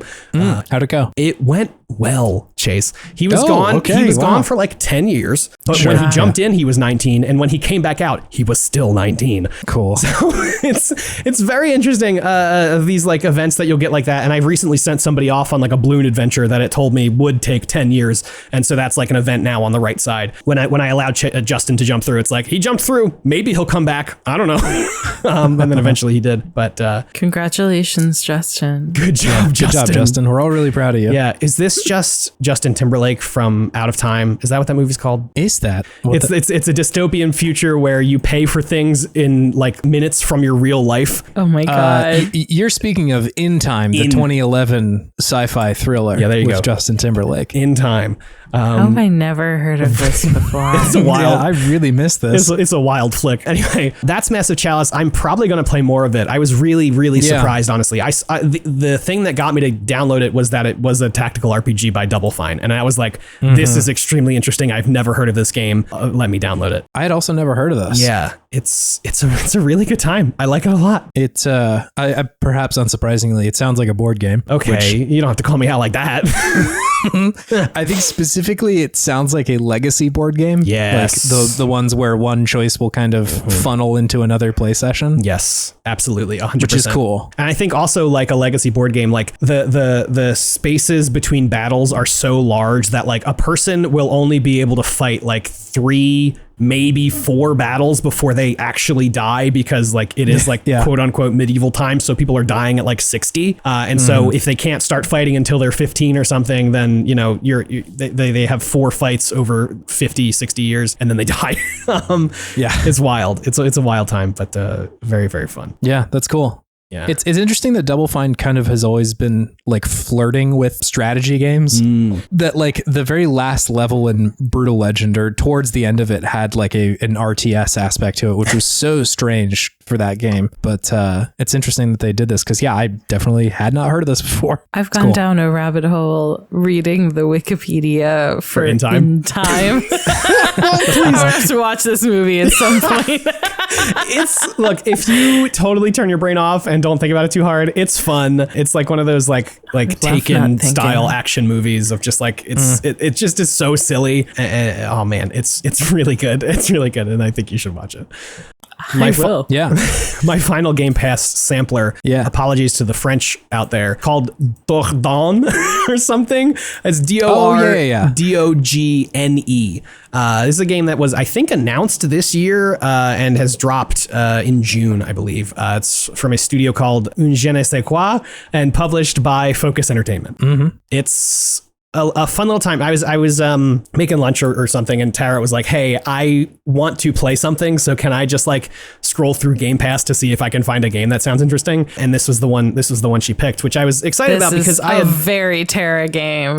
Yes, it really is. And I think as soon as you get eyes on the like art style and stuff, it's like, this looks like a storybook in like the best way. It's jaw-dropping. It's really beautiful. It's the way beautiful. that the way that I've tried to describe it is like, like Steven Universe meets Studio Ghibli meets like Claude Monet. It's really, really nice looking. And it does this, like the backgrounds are 2D and the characters you're controlling are like these cell shaded 3D, like the like light outlines. And I think there's a world where like that looks really ugly, but it looks really great. And even in motion, like playing the game, it looks amazing. But story wise, you play as a woman named Mimi. It's 2002. You are in France and your grandmother has recently passed away. And so you are heading to her house to find a box that she said she had left for you. And that's it. The game actually starts with like a fade in of Mimi sleeping in her car, and there's like a voiceover from her. The voice acting also pretty good. Is a voiceover from her saying like, I can't, like, it's like, when was your first memory? I can't remember anything from before I turned 13. And so that is like, you know, instantly like, oh, what happened? You know, but now you're playing as her as a 33-year-old, something like that. She's like mid-30s. And so you go to the house and it's this point and click adventure style thing, but you can like move around the map freely, and then you're doing like little point and click interactions with stuff. It's kind of like Resident Evil, the original style of like fixed camera. Yes. And then you'll like run to a different spot and it will change the camera because, like I said, everything is all the backgrounds are 2D like painted. And so like they can't. Oh, what are we doing? Oh my God. Wow. Oh my gosh. So this back in June. Chase just sent us a Discord exchange from June 16th. So Tara, Discord, we're all in, and yeah, we all saw this conversation. Totally forgot about this. Yeah, but Chase asked if Tara has played Dordogne, and she said, "I haven't. It's nice of you to think of me, though. I'll check out the trailer." She said it's very beautiful, and then I don't think remembered that Chase sent this to us. That's very funny. But she did like it. Yeah, she did like it. I'll have to show that to her later. That's very funny. That's cool. But yeah, so I guess the same thing happened where she saw the art style and was like, "Ooh, this is nice." But yeah, so you head to the house and you start doing stuff, and then as adult Mimi, you find this note from your grandmother, and then that triggers like a memory from the summer that you spent with her when you like right before your 13th birthday. And so like then it goes back in time and you're playing as a 12-year-old Mimi at your grandmother's house, and your dad is like dropping you off, and then it's kind of like Boku no Natsuyasumi style for you action button heads out there, where you're spending the summer with your grandmother in the Parisian countryside instead of the Japanese countryside, and it kind of goes from there. There are definitely like more story beats, and you're doing less of like whatever you want, like you are in Boku no Natsuyasumi. But it's really great, and I think the story stuff is really sweet. There's one part that I want to shout out where you grab a binder and then you like draw a picture in it, and then your grandma's like, "Oh my gosh, no, you're not supposed to draw on that binder. That was your grandfather and I's binder that we like would write notes to each other in, and we made it a binder so we could keep adding notes to it." And then later on you're like all sad about it, and she's like, "You know what? I think you should have it." And then that turns into your pause screen. So the Ludo narrative consistency is really great on that part. Yeah. But yeah, so then it just continues that cycle of like you are playing as 12-year-old Mimi through these memories, and then you finish the memory and you go back to being 33-year-old Mimi, looking around the house as you're like trying to find the box that your grandmother left for you. It's really sweet. The art style is like beautiful. It's this interesting thing, and I'm interested to see how they kind of bridge the gap between the 1982 like child coming of age story to like the 2002 like grief story. I'm really interested to see how they bridge that gap in terms of like themes. And I think it's extremely doable, because they're like pretty similar. Coming of age and like dealing with grief, I think, are two big, life changes, etc. And I'm really curious to see how it goes. So that's Dordogne. Yeah. Is it sad? It's melancholic. Yes. Yeah. But I haven't been like super sad yet. Okay. I mean, obviously, like there is some sort of, well, like I said, melancholy in like going back in time and like seeing Grandma Nora, who dies in 20 years. That's kind of sad. But I wouldn't say anything has happened yet to make me go go to sad mode. Okay. Yeah, so I would at least recommend checking it out if you have Game Pass. It is sad in the way that thinking about the past is sad. Yeah, it's like that nostalgic kind of like there's a sweetness to it, but at the same time you're like, I'm not there and I can't go back sort of deal. I'm gonna check this out and I'm excited to get in my feelings about it. Yay. Yes. Yeah. I also played a bit of this game when it had dropped on Game Pass like earlier in the year. Yeah, I found it very sweet. I think the connection to Boku no Natsuyanami was apparent. Yeah. Like clearly that is a game that they have played, and I think it's cool. Like it's as if you were also playing as 33-year-old Baku, and like that's cool. That's fun. Yeah, it's a very good game. I think the visuals of it are stunning. There's nothing like it. Like there's no other game that looks like it, which is just like amazing. It's good. Gaming. Yeah. Gaming. That's the end of my Game Pass sample platter. So hell yeah. Thank you. What have you been playing, Chase? Yeah, Chase, anything besides Starfield? Mostly Starfield. I played some Sea of Stars. Yeah. I don't think I've played enough of it to really talk about it yet, because I want to see a little bit more of what it's doing before I like kind of speak to it. I've played a lot of Starfield, so I felt a little bit more comfortable. I will say that like Starfield is one of those games that begs to be returned to as far as a conversation. Like, I think that part of the reason that the internet is on fire about this game right now is like, I just don't know that a one-time review is the correct way to approach this game. Like it really short sells some of the feelings that will build over time, rather than like the night you play it for 20 hours and the day that you play it another 20 hours the next day. Yeah. So like, I don't know. I feel much more comfortable talking about like, Chicory or something like that, where it's a short game. I see what it's doing. I can get to the end of it in, 6 or 7 hours or something, versus like Starfield is just so big. I feel like that's kind of a tough, it's hard to wrap a single page review around that video game. Like we've talked about it here. I'm sure I will talk about it again with David at some point. Yeah. Like I mentioned, there are things that I have like barely, like outpost building and really crafting in general, I have like barely engaged with. And I'm like, there's a world where I never do. And there's a world where that is something I get really into at some point. And I don't know, could go either way. But yeah, I agree. It's definitely a game that big is worth talking about over time. Over longer periods of time. So anyway, not too much yet. I'm sure I'll check back into the Sea of Stars, but that's actually a good transition into my Podtimistic thing of the week. Hell yeah. My Podtimistic thing of the week this week is an episode of the podcast called Girl Mode. Oh yeah. Which they just had a episode about like nostalgia as a game design theory, which is very good. They essentially went over like, because they were talking about it in the context of Sea of Stars. If that is enough to build a game around, because I think that there are plenty of games who are trying to imitate that style without really pushing it, or they're trying to recreate it one-to-one rather than what it kind of felt like, They bring up how there are different examples of this, right? Like Shovel Knight is a game that is intentionally kind of retro, but it doesn't play exactly like those old games did. It's kind of trying to improve how those games feel. Same thing with like The Messenger in a lot of ways, which is another Sea of Stars developers games.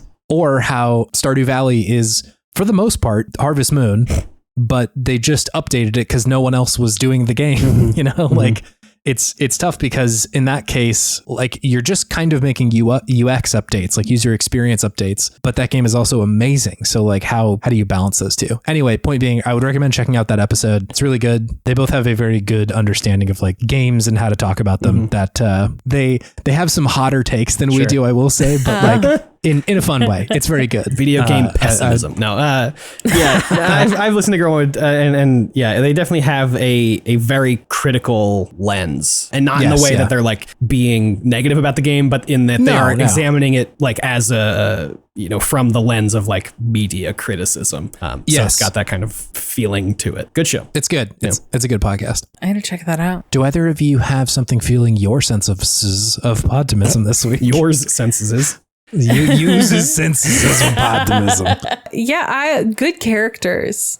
Oh, hell yeah. Yeah, good characters that I get emotionally invested in, and I just want them to be happy and free of pain. Free of pain is a real statement.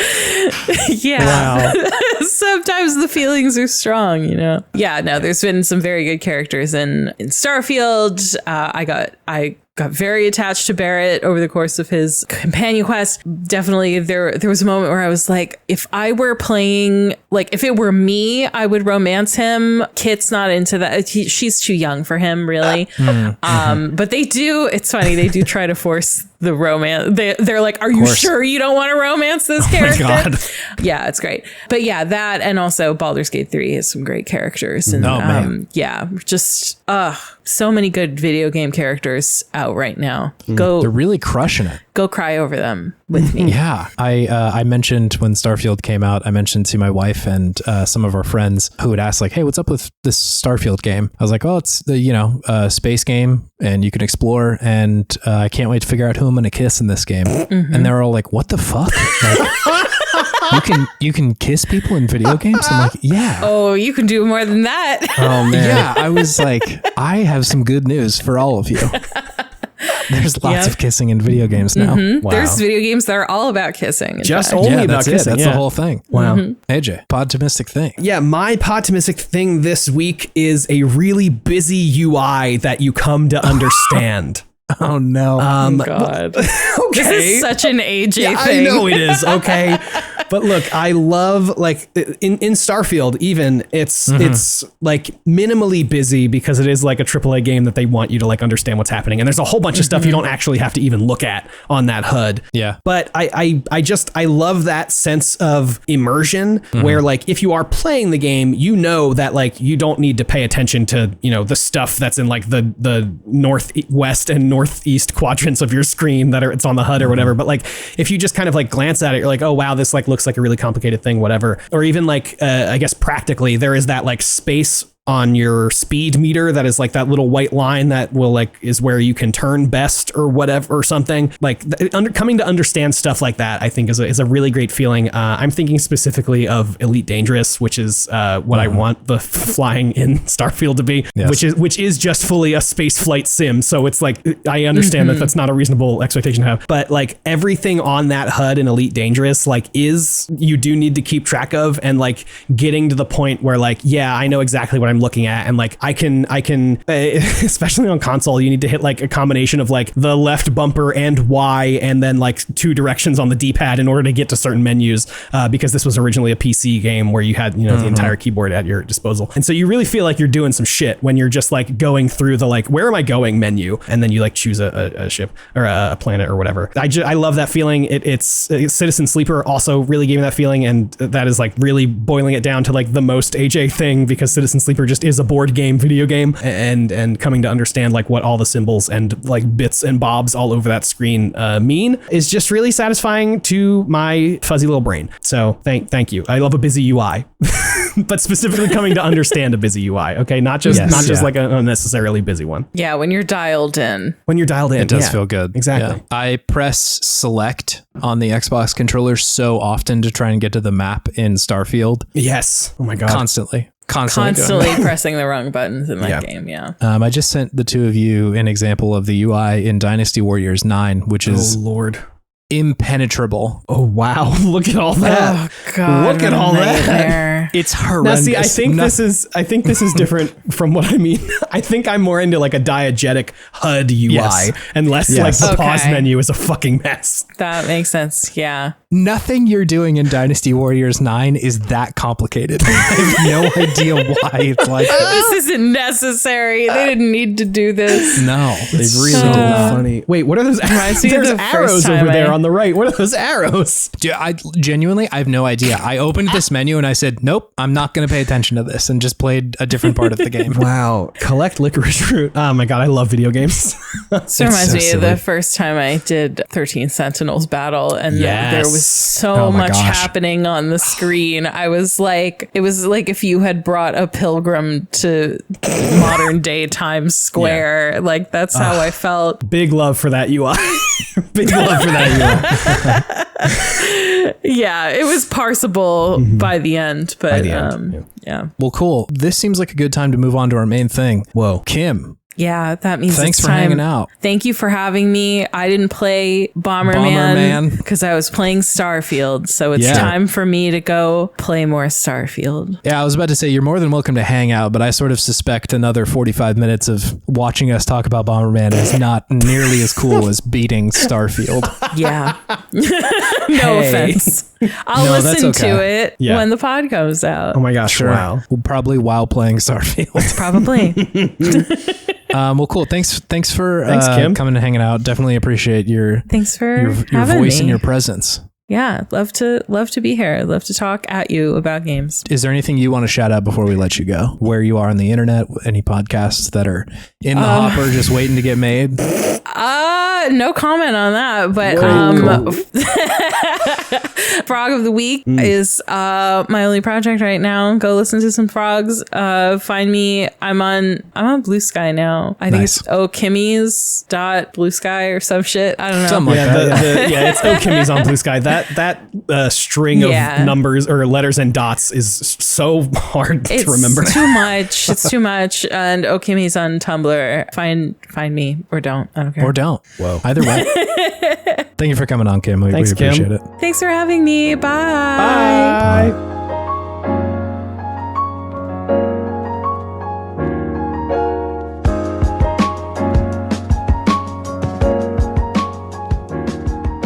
Hey, welcome to Good Games. It's a segment where we talk about the okayest games of yesteryear and we gush all the things that we love about them.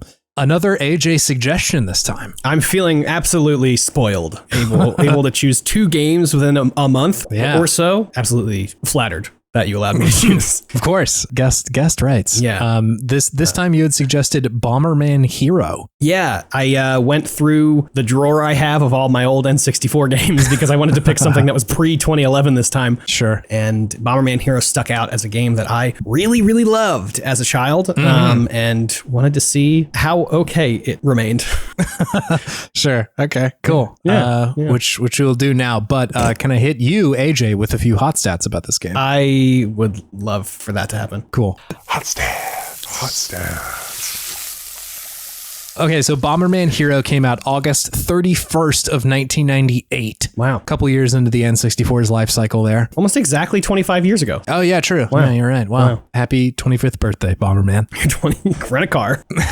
This game was made by a company called AI, which understandably I had a hard time finding information about that company because if you Google it, there's a bunch of other shit. AI company, up. AI video game, AI Bomberman. There's just no way to find it. But Moby Games hooked me up a little bit, so I just went through each of the games that it listed there and checked to see if their logo was on the box art. So they made stuff like Wrath of the Black Mantra, very cool, and then just absolute banger after banger, Bonk's Adventure, Super Bonk, and of course, Bonk 3, Bonk's Big Adventure, which sounds like a fake game, but it is real. It does sound fake. I'm not acquainted with Bonk, unfortunately. No, I don't know Bonk. I don't know Bonk and his work. His oeuvre.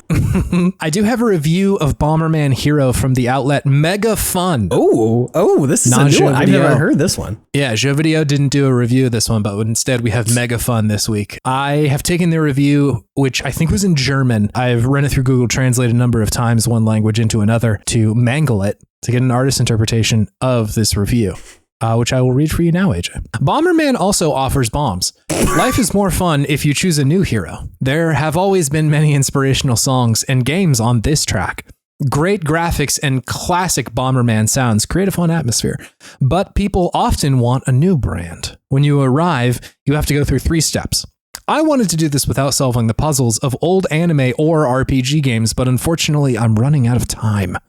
Marius is able to predict the path the protagonist will take so that he does not get lost. Why Bomberman is so popular among gamers.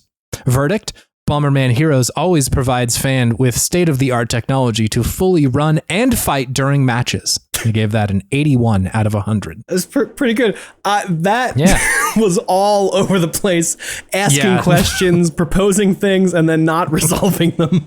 Why, Bomberman? Yeah, there's always a ghost in the machine with the stuff about like, unfortunately, I'm running out of time. Right. I really like the 3 things about the game and then not listing any of them. No, there's not even a one. It's just none. 3 steps and then no enumeration of those steps. And then also, I just need clarification. How is Marius? How is that spelled? Marius. Oh, that's like Marius from Les Mis. We have a little Les Mis crossover here. Yeah, it's Super Marius Brothers is the hot new game coming out this summer. Shit. Wow. That was great. 81 out of 100. Yeah. I'll take that. Yeah, not bad at all. No. AJ, could you tell me what Bomberman Hero is? I would be honored. Bomberman Hero. It is a platformer in the style of like Super Mario 64 at the time. It was just their go at making Bomberman that type of game, which I think honestly makes a lot of sense. You are going through worlds, and within those worlds there are areas, and within those areas there are levels. There's a score chase element to it wherein you are trying to collect crystals and power-ups and defeat all the enemies in a level. And then at the end of a world, you will get a rating from, I believe, red to gold, ? I have never in my time playing this game gotten above bronze in a world. It's really hard. It is quite difficult. There are also secret worlds within there is one secret world in a world throughout the game. But yeah, you're doing classic Bomberman things, throwing bombs, jumping. I guess that's not really a classic Bomberman thing. You're throwing bombs. That's a fresh Bomberman thing. Yeah. And just like all the other Bombermans, you can get hurt by your own bomb. And just like Mario 64, there is a princess in danger that you must save. There you go. I think that's it, right? David really does such a great job with these that I feel like I've missed so much. No, you got it. It's Bomberman, but he's a Marius now. He's a Marius now, which I think is really interesting. I didn't at the time, obviously 1998, I was 6. I didn't, or no, 5. I didn't, connect the dots that like, oh, they're trying to do a Mario 64 here with Bomberman. I was just like, who's this kind of cute guy, like with the big eyes on his face, and when he falls, he makes silly sounds. What did you think of this game, Chase? Have you played it? Or what was your experience with it? I had such a strange experience playing it because so many of the sounds were so recognizable to me. Yes. The just the sound effects that Bomberman makes are like, I have definitely heard these before. Like the soundtrack, which we can get into a little bit more in a little bit, is so familiar. Yeah. But I have no memory of anything else about this video game. So it sort of leads me to believe that this may have been like a dentist video game or something, where because my brain was so malleable at the age, I would play this somewhere that wasn't my house. And it just absorbed in there. But when I was playing it auditorily, I was like, I've played this. And then I would play any level and be like, what is any of this? I've never seen this before. The game's over sound whenever you get a game over is distinct. I've heard that so many times. Yeah, I also had a similar sense memory with all of the sounds and sound effects within this game. Yeah. I forgot that Bomberman like made sounds. And then the first time I pulled myself up on a ledge, which is wild for a game in 1998 to be, I think. You're pulling yourself on the edge and he goes, oh! It's like, oh, I remember this sound. Yes. Even the sounds of the bombs, specifically, I don't know how far you got into the game, but specifically there's a point where you get salt bombs and you blow them up and they just go... like that sound. Yeah, it's so good and so recognizable. And I loved revisiting this game. I had a great time, honestly. Yeah, just like impression wise, it's fun.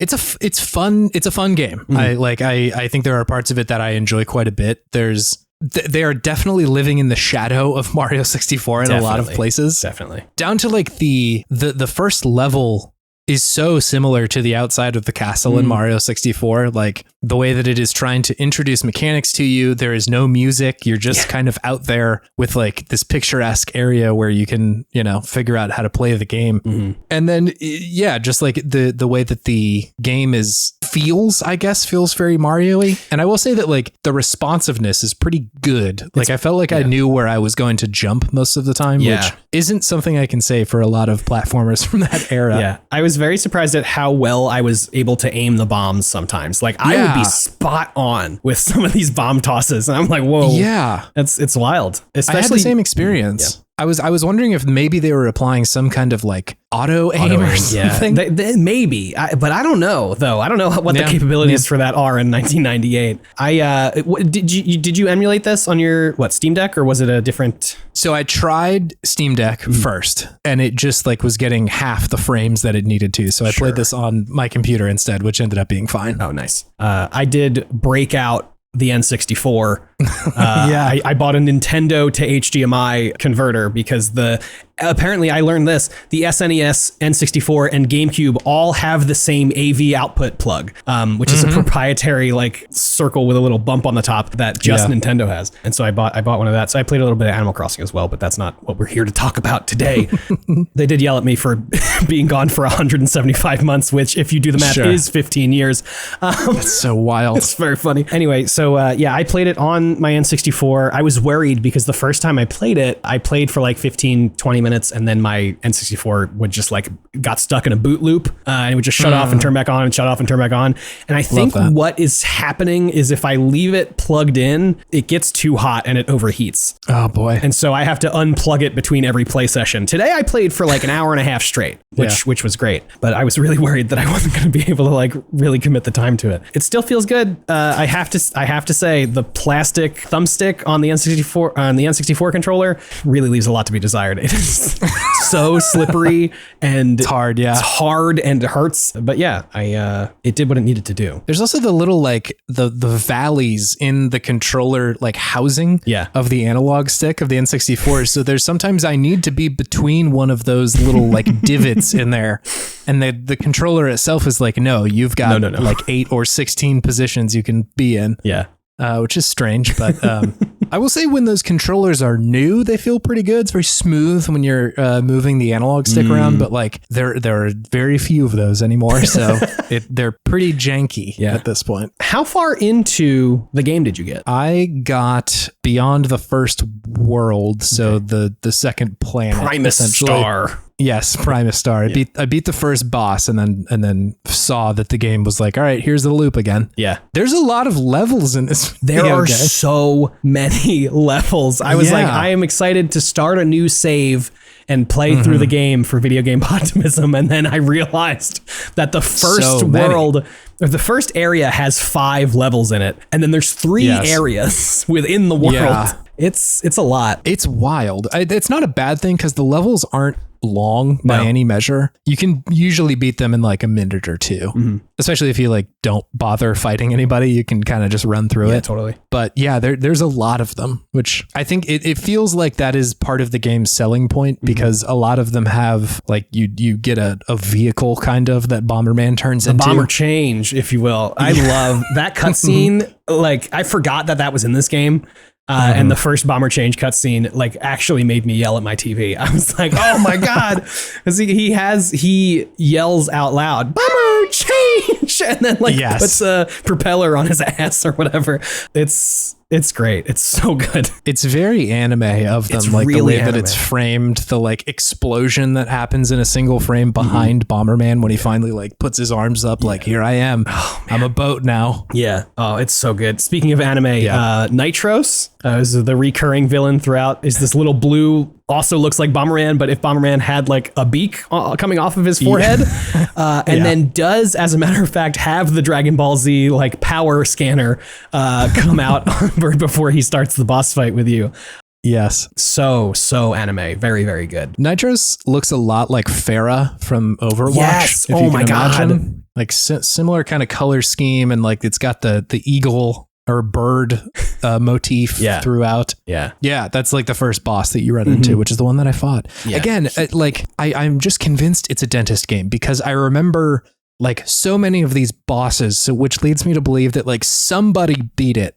And I was able to just go through and choose whichever level I wanted to, because I remember all of the bosses being there. I remember fighting Nitros, and like I I was not good enough at the time to get to these levels. There's just no way. Because there's some hard spots in there that I'm like, I bet I didn't have the patience for that when I was 7 or whatever. Yeah, I got to tell you, I thought the same thing, but proved myself wrong because there was a save file on there that was on the last world. And I guarantee, I am telling you, I have not booted this game up since maybe the year 2000. Oh my gosh. And so, 8-year-old AJ or a 6-year-old AJ was really fucking out here doing it. And I really don't know how with some of this stuff. Some of these boss fights are like actually Dark Souls level of like, you need to recognize pattern and timing. And it's wild, man. They were really, really challenging. I don't know if you played the Bomberman 64 as well, but like they also had really hard bosses in there as well. They really did not pull the punch on the difficulty in these games. Yeah, I think I did play Bomberman 64. That was a Hollywood video rental game. Absolutely. Whereas Bomberman Hero was a game that I did, as a matter of fact, own. God, the games... I'm a big Bomberman head, apparently. I was going to ask, because thinking back on it, like how much this game impressed on me in terms of like memorizing the sound effects and everything. But like Bomberman was like my go-to doodle, like all through elementary school. Wow. It influenced like my future doodles of like how I would do eyes and stuff and like expressions on faces. It really wild, and also has affected my music taste. Like to an extreme extent, I would say, in a very positive way. I think. I think it wouldn't hurt to get into the music of it, because I like experiencing it now. I like the game, but the music is the best part of this for me. Yeah, I would say so, for sure. So the most of the game soundtrack is this like drum and bass. I was going to say inspired, but it is just drum and bass. It is drum and bass, yeah. Most of it cycles through the various subgenres of drum and bass. Like there's some jungle in there. There's some like breakbeat stuff in there. It's really wild. The composer is Jun Chikuma. And she fucking went all out for this soundtrack. She did a bunch of other Bomberman soundtracks as well, and I'm not sure how they hold up or measure up next to this one, but I have to imagine they're great. But this one is like a formative musical experience for me. Yeah, it's really, really good. It still sounds really, really great. Yeah, it's like a good 40-minute album. Like you can put it on and just listen to it all the way through, and it's like 40-something minutes, and it's really good. It's on YouTube. I would highly recommend looking it up. For anybody who doesn't have a browser up, I'd love to play just a little bit of what feels like the best song in the lineup to me. This one, which, like any good drum and bass song, starts with the amen break. Has to.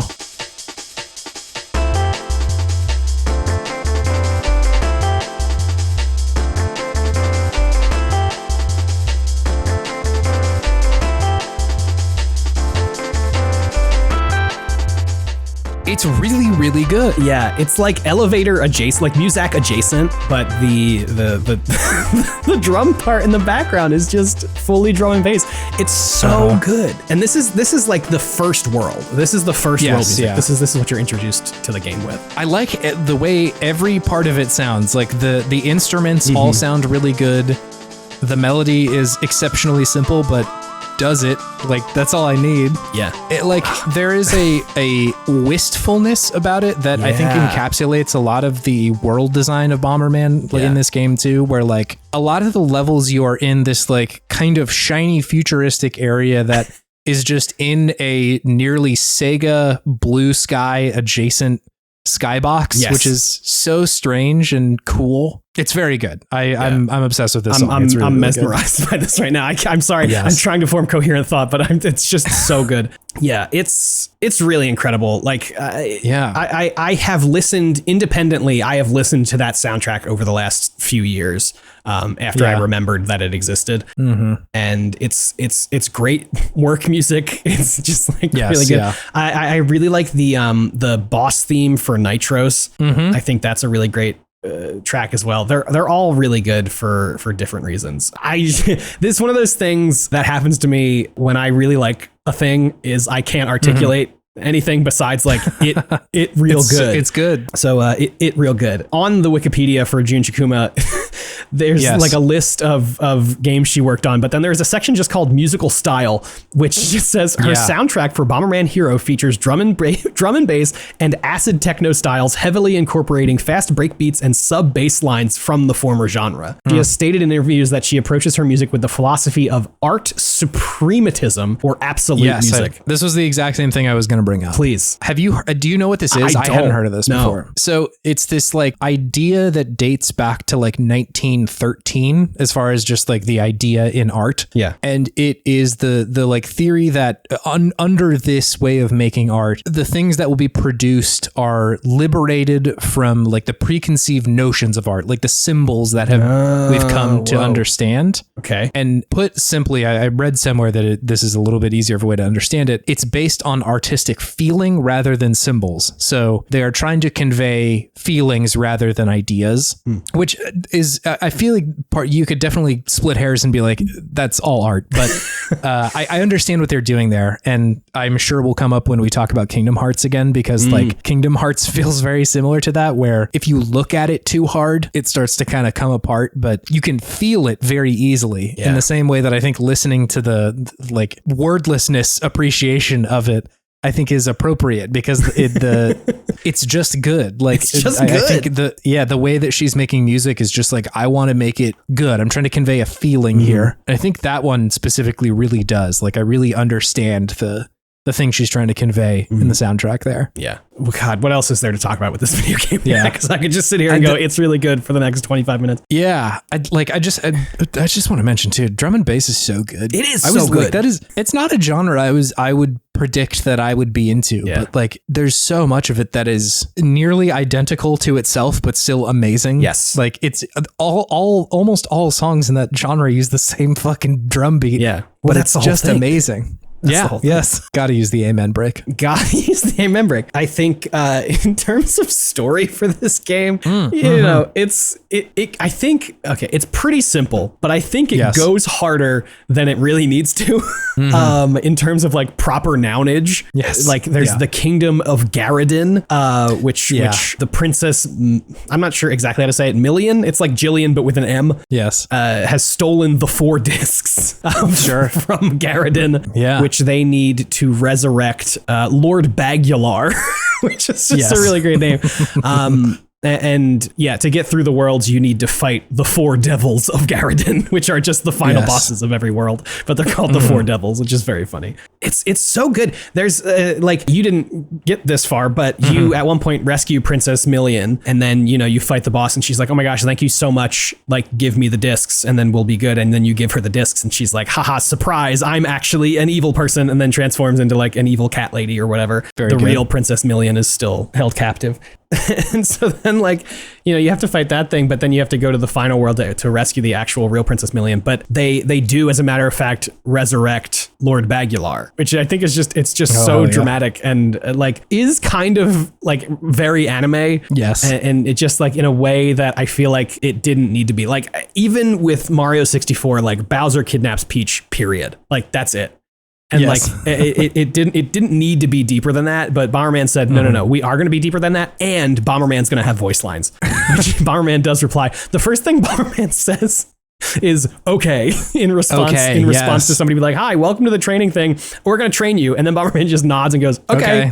Yeah. It's just really a really great introduction to Bomberman. It's very good. Yeah. But it gets so intense and so dramatic, and it's really fun. I was going to try and finish it for the recording today by going to my game that was like at almost the last world. And the final world after like the main planets, there is like the, you know, Dr. Wily-esque lab thing. And there's 6 boss battles. It's just, there's not levels. The levels are just boss battles, but they've modified each of the big bosses that you fought. And so they're all like in slightly different situations, which I think is really cool and works really well. Yeah. But there's a point where you fight this like big brick lion, like Sphinx thing. Yes, yeah. And the modified fight for that is underwater, and you have to control like your little propeller tail, which I think is the worst power because it works so strangely, and the tube that you're in is only so long, so you're flying, you're going forward, but then it hits the back, so then you have to start swimming backwards, but then you hit the front and you then swim forward again.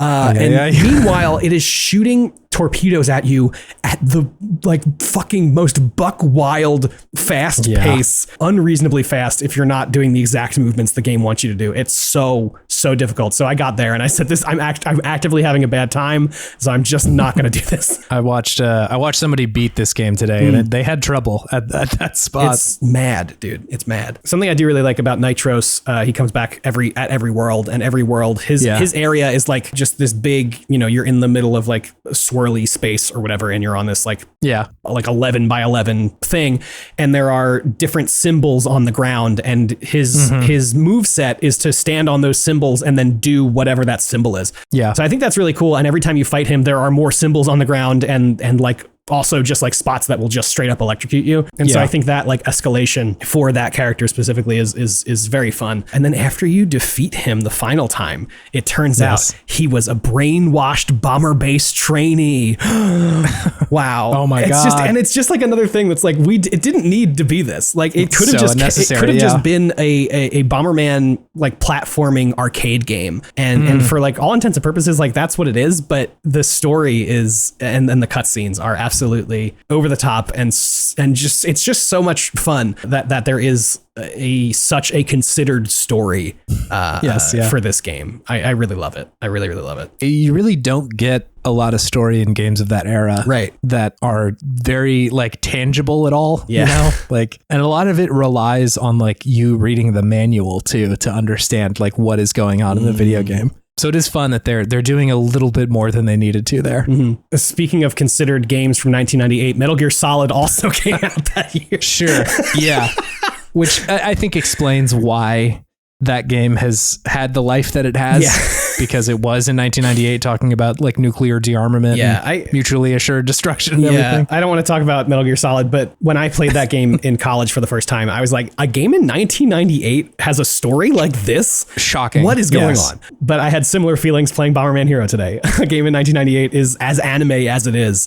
And I don't know if I'm just saying that because the review also used the word anime, but like it really is that. Like it really does feel like an anime. No, it's in there. I don't think that's just word association. I think there's plenty of influences. Yeah. It's good. Yeah. I had a good time with this game. I'm so glad. Yeah. It's I was reminded a lot of, weirdly enough, of like Mischief Makers. I don't know if you played that game on N64 or not. I don't think so. It's not exactly the same thing, but sometimes how the levels are non-linear, like it isn't just you run from one end to another. It's like you have to figure out how to solve some weird puzzle in the middle of it and place a bomb at the correct place to raise a platform to get yourself from one end of it to another. I have seen this game, but I've never played it. It's a very weird game. It looks really weird. Yeah. One of your abilities is to just like shake things, and your character goes, shake.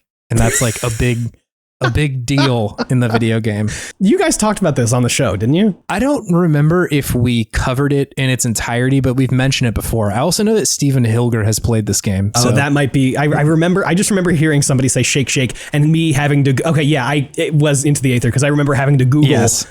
Shake Mischief Makers. It's a very bizarre game, but I was reminded of it in a similar sense. Also a very anime game as far as like what it's doing. Yeah, I don't know if I have much more to say about it. Honestly, sure. It's a game that I love a whole lot, and I'm glad that it holds up. It definitely shows its 1998-ness. Yes, definitely, but not as much as I thought it would. Honestly, yeah. Like there were times where I was like, that's I felt like I made that jump correctly and the game did not make the jump. But like most of the time, like I was saying earlier, like I was hitting dudes straight on with the bombs as I was aiming them. Yes. Like it was aiming where I wanted it to aim most of the time. The fights hold up. They are difficult, but like if you figure them out, like they're manageable. I think that's the biggest drawback of this game is no matter how long you play, you always have 4 hit points, and that's it. Yeah. The amount of times I heard the game's over when I was fighting the fucking underwater lion was Too many. Yeah. Challenging. It's challenging. Challenging for sure. And also when you die, there is this, there's like a woo, woo, woo sound that Yes. was also stuck in my brain and I didn't realize it until I died the first time. And I was like, oh shit, this sound. Yes, absolutely. Very crunchy sounds in this video game. Yeah. That was almost my Podtimistic thing, was like good sounds in video games. Yeah. Because this game's got a lot of them. It does have a lot of them. It's very good. Yeah. Love the bomb sound. Love the bomb sounds. I love when you fully upgrade your fire. I don't know if you ever got that, but you blow it up and it's like, it actually makes like a larger explosion sound. It's great. Yeah. Yeah, I didn't really know what the symbols did, so I don't think I did. Yeah. The bomb allowed you to throw more bombs at once, and the fire made your explosion larger. It didn't make it do more damage. It made it just larger. Bigger. Bigger. Yeah. Okay. That's cool. Yeah. Yeah, I didn't. I was picking things up. I was like, I know the one that heals me is cool, but the rest of it, I have no idea what they do.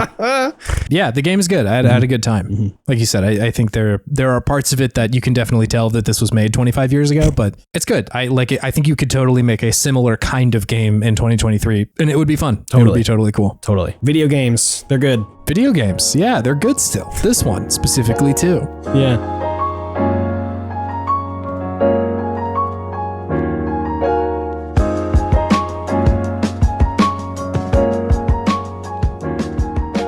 Hello gamers, it's me, your friend Chase, and I'm going to guide you through the outro here. Wow. If you want to interact with us or join the Discord, which you should, you can go to podtimism.com. We have links to our email or somehow our Twitter and a link to the Discord, which is a good, cool place. I think AJ can vouch for that. The Discord is cool. I like it. It's cool. That's my primary use of social media these days. It's the same. Yeah. I'll go back on Twitter every now and then and be like, should I post something? And just, I have no idea how to interact with that place anymore. Yeah. But Discord, catch me posting stuff in Discord. I'm in there. You can, on that same website, you can check if we played a game like Mischief Makers, which apparently we have not. Maybe a good games candidate. But you can also suggest a game if you want us to play a specific game. We continue to receive suggestions, so thanks y'all for doing that. If you want to help out the show, you can do a couple things. One of them is review it on a podcatcher of choice. That helps that algo. And another one is to show it to a friend, because I bet you've got a cool podcast friend who hasn't listened to Podtimism before, and they've got a hunger for optimistic takes, hearing about David being on vacation, which he is this week.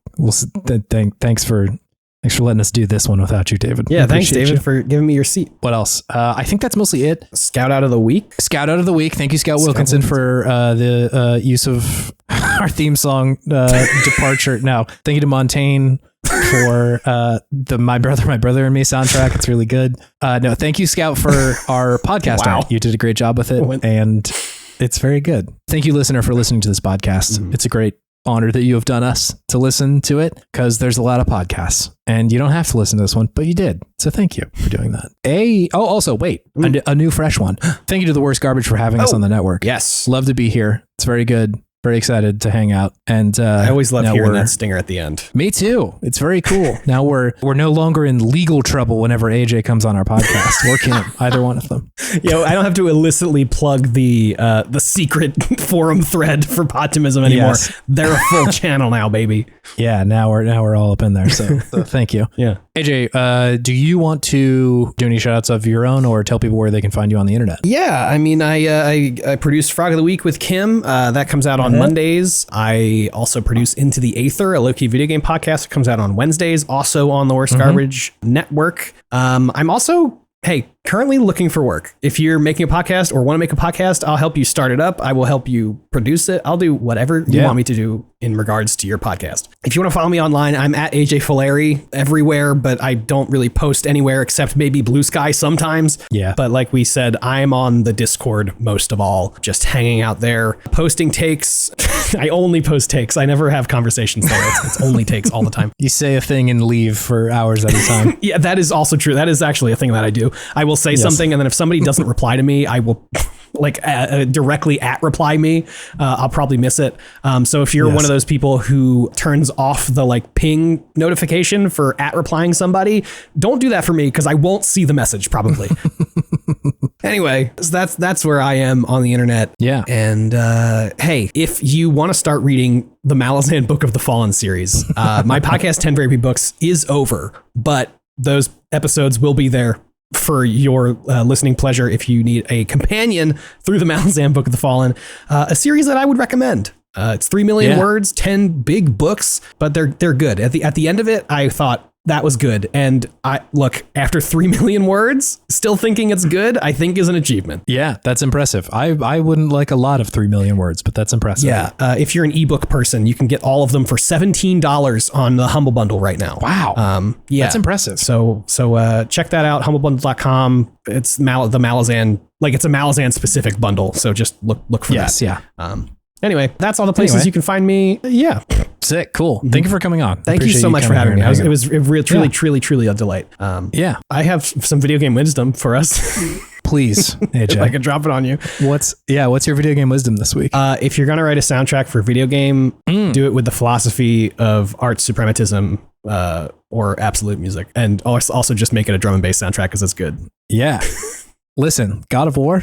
It's got to be drum and bass next time. Oh my God. Honestly, fucking orchestra, dude. Get me a drum and bass in there with a little beepy boopy synth on top. Fuck yeah. That's so much better than orchestra, dude. Just a totally different video game. Just a totally different soundtrack. Just entirely different. Cool. We will see you all next week. Thank you, AJ, for coming on. Thanks for having me. Bye, gamers. Goodbye. Bye.